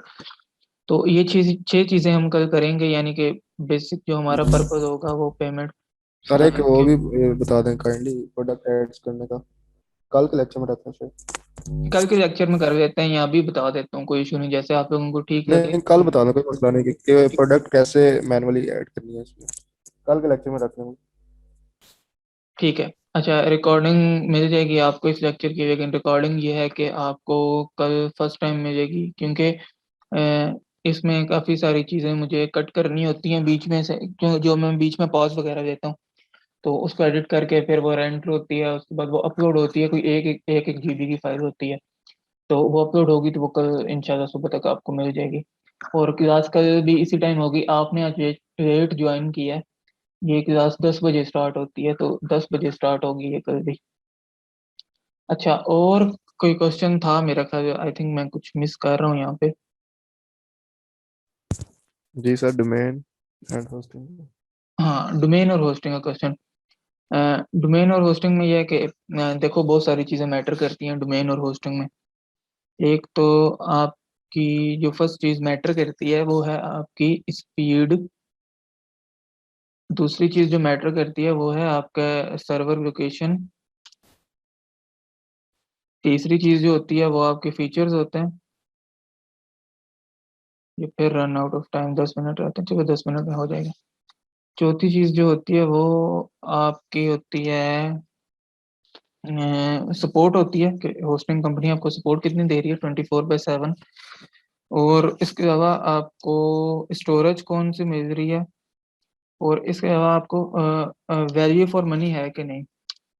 अभी एक बहुत ज़्यादा होस्टिंग कंपनीज हैं, मैं अभी 2-3 को कंपेयर कर देता हूँ, जो मतलब अ, अगर देखा जाए तो शेयर्ड होस्टिंग की मैं बात कर रहा हूँ फिलहाल, क्लाउड या डेडिकेटेड होस्टिंग पे नहीं जा रहा क्योंकि वो भी स्कोप नहीं है।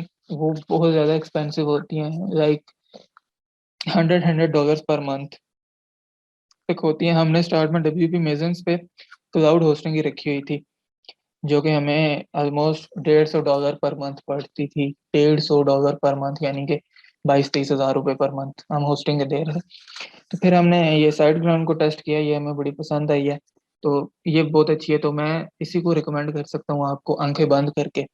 स्पीड आपने इसकी देख ही ली है कि कितनी मतलब कि अच्छी है इसकी स्पीड। और अगर मैं आपको ब्लू होस्ट का बताऊं तो ब्लू होस्ट भी अच्छी है। पहले नंबर पे अगर मैं रैंक करूँ ना, मैं करूँगा साइड ग्राउंड को बिल्कुल आंखें बंद करके। दूसरे नंबर पे मैं ब्लू होस्ट को करूँगा। अच्छा, साइड ग्राउंड से अच्छी कंपनीज हैं, ये नहीं है कि नहीं है, और किंगस्टा वगैरह आ जाती हैं, लेकिन वही बात है, वो शेयर्ड होस्टिंग भी आपको दे रही होती हैं, कोई 50, 60, 30, 40 डॉलर पर मंथ में। तो उसको लेने का कोई फायदा नहीं है, आप साइड ग्राउंड की तरफ ही चले जाएं। या फिर आप आपने नाम सुना होगा, गो डैडी का नाम सुना होगा आपने।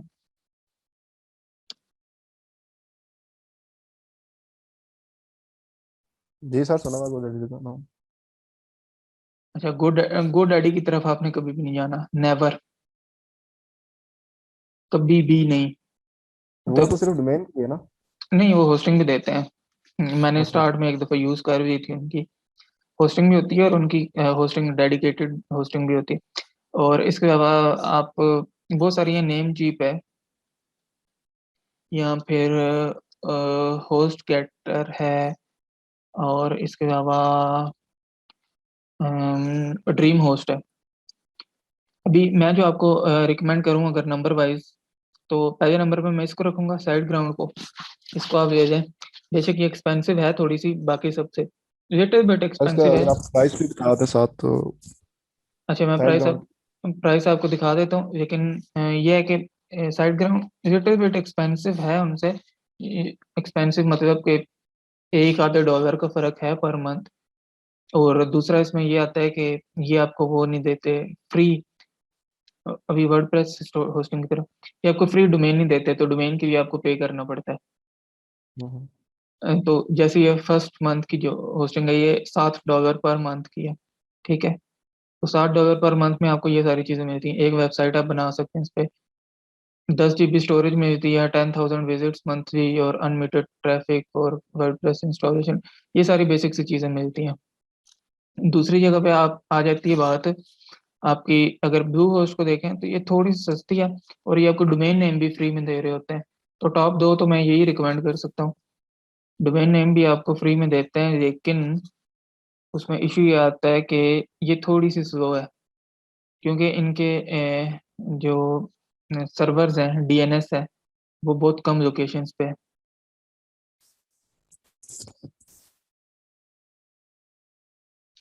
अभी जैसे फॉर एग्जांपल ये, अभी वो देखें वो कितनी ऑलमोस्ट $7 थी, ये $3.95 पर मंथ है। और ये साथ एक डोमेन भी दे रहे हैं फ्री में, और सीडीएन भी दे रहे हैं, सीडीएन खैर वो भी दे रहे हैं, एसएसएल सर्टिफिकेट भी दे रहे हैं, ये भी मतलब सारे फीचर सेम है। वो थोड़ी सी फास्ट है, और इस वजह से वो महंगी है। ये फास्ट नहीं है इतनी, लेकिन ये एक तो आपको डोमेन नेम भी फिर फ्री में दे रहे हैं, और $4 पर मंथ सस्ती भी दे रहे हैं। तो अगर आपके पास बजट कम है तो आप इसकी तरफ चले जाएं। अगर आपके पास बजट थोड़ा सा आप कर सकते हैं, तो मैं रिकमेंड करूंगा कि साइट ग्राउंड को यूज़ करें। उसके रीज़न ये है कि साइट ग्राउंड में ना आपको सर्वर लोकेशन बहुत ज़्यादा मिल जाती है। उसका फ़र्क मैं भी आपको दिखा देता हूँ, लाइव आपको मैं फ़र्क दिखाता हूँ उसका। अभी ये वेबसाइट है ना, अ, ये, बल्कि इसको छोड़ें आप, ये मेरे क्लाइंट की वेबसाइट देखें। अभी ये जो टेस्ट हो रहा है ये कनाडा से हो रहा है, ठीक है। जी। मतलब इस टेस्ट की लोकेशन जो है वो कनाडा है, तो आपने इसकी परफॉर्मेंस चेक करनी है अभी। उसके बाद मैं दूसरी लोकेशन से इसका टेस्ट करके बताऊंगा। और डीएनएस क्या होता है, ये मैंने आई थिंक फर्स्ट लेक्चर में आप लोगों को बता दिया था कि जो आपके सर्वर की लोकेशन होती है वो किस तरह मैटर करती है।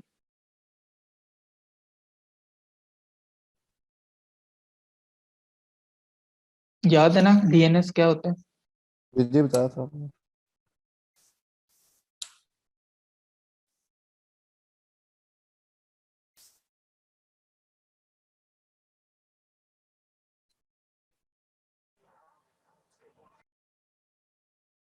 अच्छा, अभी इधर परफॉर्मेंस जरा देखें इसकी, 54%, स्ट्रक्चर 94%, और लेआउट शिफ्ट जो है 0.1, और 2.7 सेकंड में ये लोड हो रही है ऑलमोस्ट।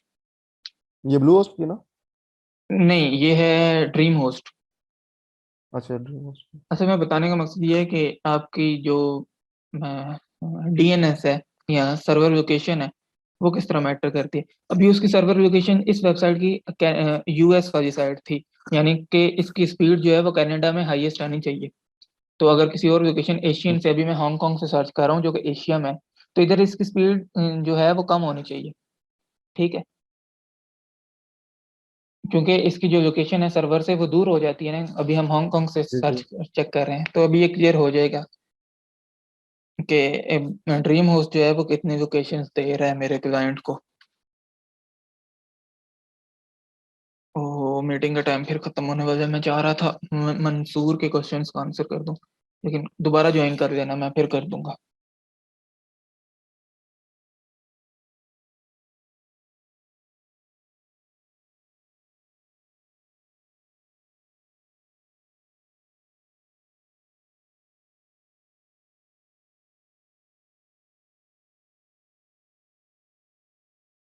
देखा परफॉर्मेंस कैसे डिग्रेड हुई है, ये भी देखा, सारे रेड जी रेड जी हो गए। 2.7 सेकंड से 5.4 सेकंड पे चली गई। अच्छा, अभी इस क्लाइंट को पता है क्या नुकसान हो रहा है? ये इसकी वेबसाइट की प्राइस भी मैंने आपको दिखाई इराकी दिनार में। अभी इराक हमारे साथ ही या एशिया में ही है, तो इसकी जो जितने भी जी क्लाइंट्स हैं वो एशिया में आ रहे हैं, लेकिन जो इसकी होस्टिंग है, हालांकि उसके फीचर्स अगर देखें तो आपको साइड ग्राउंड से बहुत अच्छे लगेंगे और कम पैसों में लगेंगे, लेकिन अगर डीप इनसाइड अगर हम टेक्निकल पॉइंट ऑफ व्यू से देखें तो ये वर्स्ट होस्टिंग होगी, क्योंकि उसके क्लाइंट जो हैं वो इराक में बैठे हुए हैं और उनको तो वर्स्ट एक्सपीरियंस मिल रहा है ना। तो यूएसए में उसका जब कोई क्लाइंट ही नहीं है, कोई विजिटर ही नहीं है, तो उसने यूएस में फास्ट वेबसाइट दिखा के क्या काम कर लेना है, कोई फर्क नहीं पड़ता। तो साइड जी ग्राउंड क्या करता है? साइड ग्राउंड आपको 7 कॉन्टिनेंट्स में अपने सर्वर्स दे रहा है, प्रोवाइड कर रहा है, तो आपको वो चॉइस देता है कि आप सिलेक्ट कर रहे हैं कि कौन सा आपने चूज करना है। तो आप एट अ टाइम एक ही सिलेक्ट कर सकते हैं। तो आप उसको, अगर आपकी जो आप ये बोल रहे ऑडियंस यूएसए में है तो वही आप चूज कर। यूएसए को सिलेक्ट करें, और अगर पाकिस्तान इंडिया मतलब एशिया में है तो एशियन सेलेक्ट करें, कोई यूरोप में है तो यूरोप सेलेक्ट करें। तो आपको मतलब जो आपकी बेसिक ऑडियंस होगी उसको आपकी फास्टेस्ट स्पीड मिल रही होगी। इस क्लाइंट की तरह नहीं होगा कि जो अपने बंदे हैं उनको वर्स्ट स्पीड मिल रही है और जहाँ पे जरूरत नहीं है वहाँ पे फास्ट है। ये चीज़ होगी क्लियर। अभी रैंक में आपको कर देता हूँ साइड ग्राउंड, तो उसके बाद ब्लू होस्ट, और उसके बाद इसको तो देखना भी नहीं है ना आपने। उसके बाद नेम चिप को मैं ले आता हूँ नीचे, नेम चिप नीचे आ जाएगी, और उसके बाद मैं ऐसे करता हूँ, नेम चिप को सबसे नीचे ले जाता हूँ और ड्रीम होस्ट को मैं ऊपर ले जाता हूँ। अभी ये आपकी रैंकिंग बन रही है, ठीक है। अभी इसके अलावा बहुत सी कंपनियां हैं, जैसे WP इंजन भी है और काफ़ी सारी हैं, लेकिन वो थोड़ी एक्सपेंसिव हो जाती हैं। बेसिक के लिए मैं यही रिकमेंड कर सकता हूँ। हो गया आपके क्वेश्चन का आंसर? जी सर, हो गया आंसर, थैंक यू। अच्छा, अभी 1 मिनट से कम रह गए और मैं चाहता हूँ कि मंसूर क्वेश्चन का आंसर करूँ। मैं क्वेश्चन देख लूँ जल्दी से, और आपने दोबारा मीटिंग ज्वाइन कर लेनी है, क्योंकि मैं वहाँ पे आंसर कर देता हूँ आपका। चैट फिर वहीं पे गायब हो जाएगी। WordPress versus WooCommerce. WooCommerce is a plugin. Can you give me a short review about their structure? ठीक है, मैं दे देता हूँ। वर्डप्रेस वर्सेस WooCommerce जो है, WooCommerce एक प्लगइन है और वर्डप्रेस जो है एक CMS है। अभी CMS क्या होता है वो आप पहले लेक्चर देख लें, कि उसमें मैंने एक्सप्लेन किया हुआ कि CMS क्या होता है और प्लगइन क्या होता है इसके लिए। अच्छा, मैं क्या इंपोर्ट वैसे ज़रूरत नहीं पड़ती, मैंने इस वजह से इंपोर्ट किए हैं क्योंकि जो मेरा इस लेक्चर में गोल था कि मैं आपको दिखाऊं कि प्रोडक्ट किस तरह कार्ट में जा रही होती है, किस तरह से फिर हमने पेमेंट मेथड इंटीग्रेट करना है वो कॉमर्स में, और किस तरह से यूज़र आके किसी भी पेमेंट मेथड, यानी कि वो चाहे कैश ऑन डिलीवरी हो, वो चाहे बैंक हो डायरेक्ट, वो चाहे पेपॉल हो, या वो क्रेडिट कार्ड हो, उसके थ्रू आगे कैसे परचेज करते हैं और आपको कैसे पेमेंट आपकी मिल जाती है। ये मेरा मकसद था। तो उसके लिए मुझे डेमो में कुछ ना कुछ प्रोडक्ट चाहिए होनी थी, कि यानी कि मैं पहले मैनुअली प्रोडक्ट ऐड करता और फिर उसके बाद आपको किसी प्रोडक्ट पे करके दिखाता। तो मैंने ये सोचा कि क्यों ना मैं एक कुछ प्रोडक्ट्स जो ऑलरेडी किसी ने अपलोड की हुई हैं मेरे क्लाइंट ने, तो मैं उनको ही एक्सपोर्ट करके इधर इंपोर्ट कर दूं, ताकि जो इमेजेस ऐड करना, प्राइसेस ऐड करना, ओके, और मीन्स के सैंपल के तौर पे आपने वो किया। जी जी, ये मैंने सैंपल के तौर पे किया है। और इवन ये भी हो ओके, सकता है, फॉर एग्जांपल कि आप माइक अपना ऑफ कर दें। ये कौन है? मैं ही कर देता हूँ ये। अच्छा, हो गया। अच्छा, फॉर एग्जांपल दूसरी ज़रूरत आपको पड़ सकती है, ये तो चलिए मैंने तो डेमो के तौर पे कर दिया। दूसरी ज़रूरत आपको पड़ सकती है इन केस, फॉर एग्जांपल आपकी एक वेबसाइट है जो कि थी दी मंसूर के नाम से, ठीक है, themansoor.com। उस पे आपने सारी प्रोडक्ट्स इंपोर्ट की हुई हैं अपनी, यानी कि सारी प्रोडक्ट्स आपने लगाई हुई हैं। थोड़े अरसे बाद आपका दिल करता है कि दी मंसूर नाम ठीक नहीं लग रहा मुझे, मैं सिर्फ इसको mansoor.com करता हूँ। तो आप नया डोमेन परचेज करेंगे। नया डोमेन परचेज करने के बाद उसको आप दोबारा से डिज़ाइन करेंगे। लेकिन जब आपकी प्रोडक्ट्स की बारी आएगी, तो 1000 प्रोडक्ट्स सपोज करें आपकी वेबसाइट के ऊपर थी, तो 1000 प्रोडक्ट्स आपको मैनुअली 1 बाय 1 करके दोबारा ऐड करनी पड़ेंगी। और ये बहुत टफ काम होता है, यानी कि एक प्रोडक्ट ऐड करने में आप कम से कम 8 से 10 मिनट लग जाते हैं। तो जैसे अभी मैंने इधर 89 प्रोडक्ट्स ऐड किए हैं लिटरली इन 2 से 3 मिनट के अंदर अंदर। इसमें कुछ इश्यूज आए हैं इमेजेस से रिलेटेड, लेकिन वो भी अगर हम कोई अच्छा प्लगइन यूज करें तो ये इश्यूज भी रिजॉल्व हो जाएंगे। ओके। इसमें ये जैसा आपने कहा कि न्यू डोमेन लेते हैं तो उस पे लाने के लिए जी इंपोर्ट मतलब की जाती है। जी जी उसमें मतलब ऐसा भी है कि पूरी मतलब न्यू डोमेन पे तो पूरी वेबसाइट भी आ सकती है ना, जस्ट जी डेटाबेस इंपोर्ट मतलब सेपरेट ना भी किया जाए।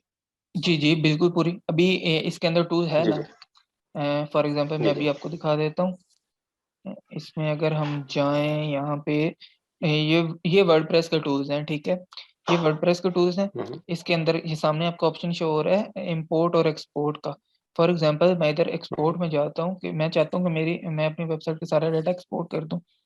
तो इधर देखिए मुझे ऑप्शन शो हो रही है ऑल कंटेंट, यानी कि मैं पूरी की पूरी वेबसाइट एक्सपोर्ट कर दूं, या फिर सिर्फ पोस्ट, पेजेस, ब्लॉग्स, प्रोडक्ट्स या वेरिएशंस। तो मैं इन दो में से भी, यानी कि इनको भी सिलेक्ट कर सकता हूँ, इनमें से कोई एक सिलेक्ट करूंगा या फिर सबको सिलेक्ट कर सकता हूँ।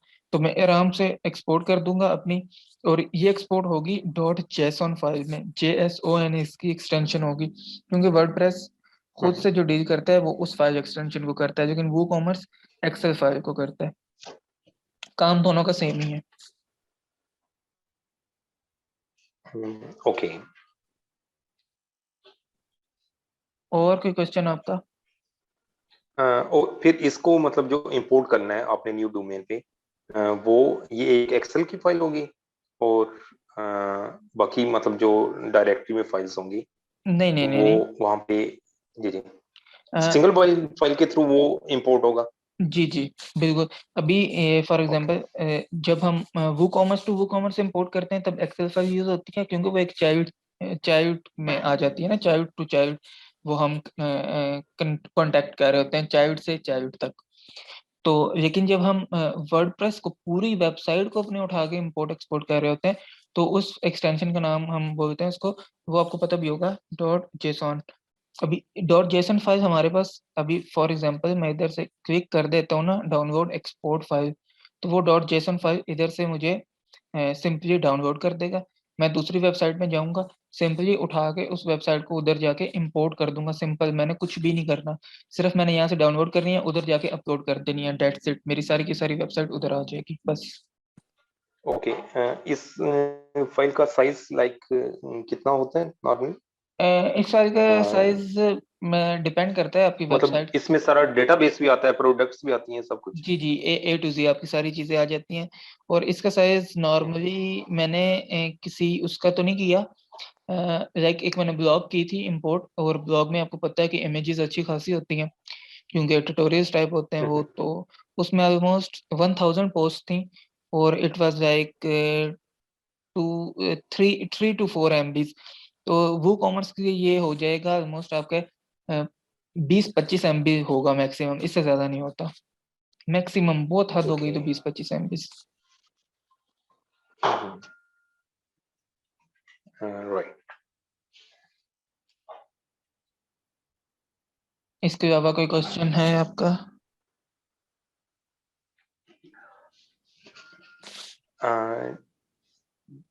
जी, इसके अलावा फिलहाल नहीं, मैं मतलब ओवरऑल मतलब रिव्यू करता हूँ सब, और उसके बाद आपसे फिर मतलब फर्दर डिस्कस मैं करूँगा इस पर, ठीक है, कोई इशू नहीं है। और जहाँ मुझे इशू इशू फेस करना पड़े। ओके। ठीक है ठीक है, कोई इशू नहीं।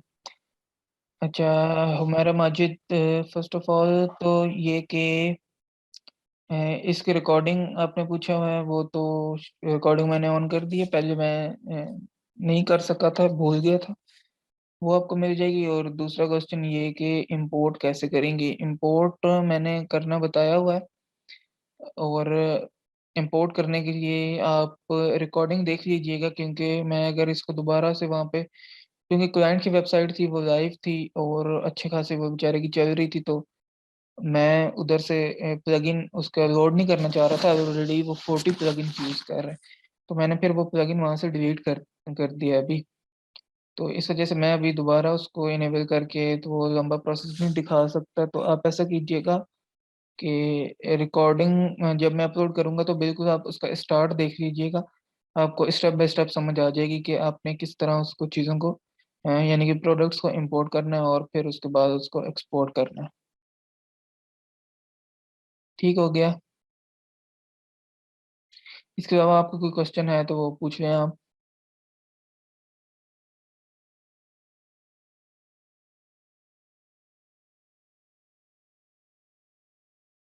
इसके अलावा ये शीज़ा, अमानत, इनके कोई क्वेश्चन है? ठीक है, अगर आप लोगों को कोई क्वेश्चन नहीं है तो बेशक आप लोग लीव कर सकते हैं।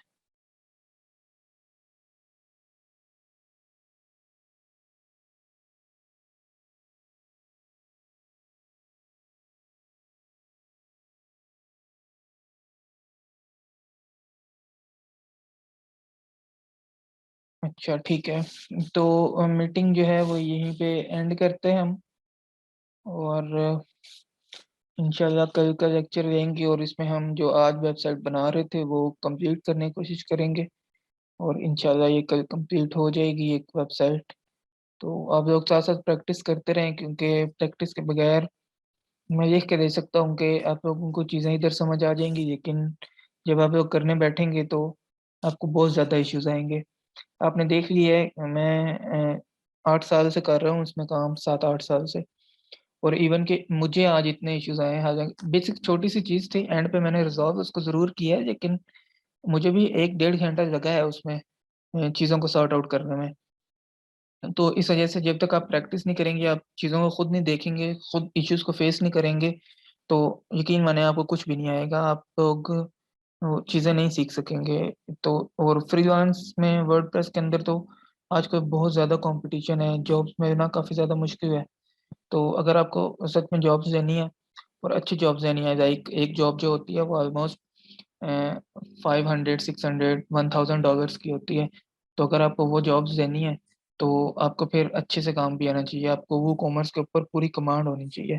तो काइंडली आप फिर आप लोग काम करें साथ साथ, ताकि आपको चीज़ें समझ आती रहें, और जो भी इशू हो वो मुझसे डिस्कस कर लें। मेरा ईमेल आपके पास है, मेरी एफपी आपके पास है,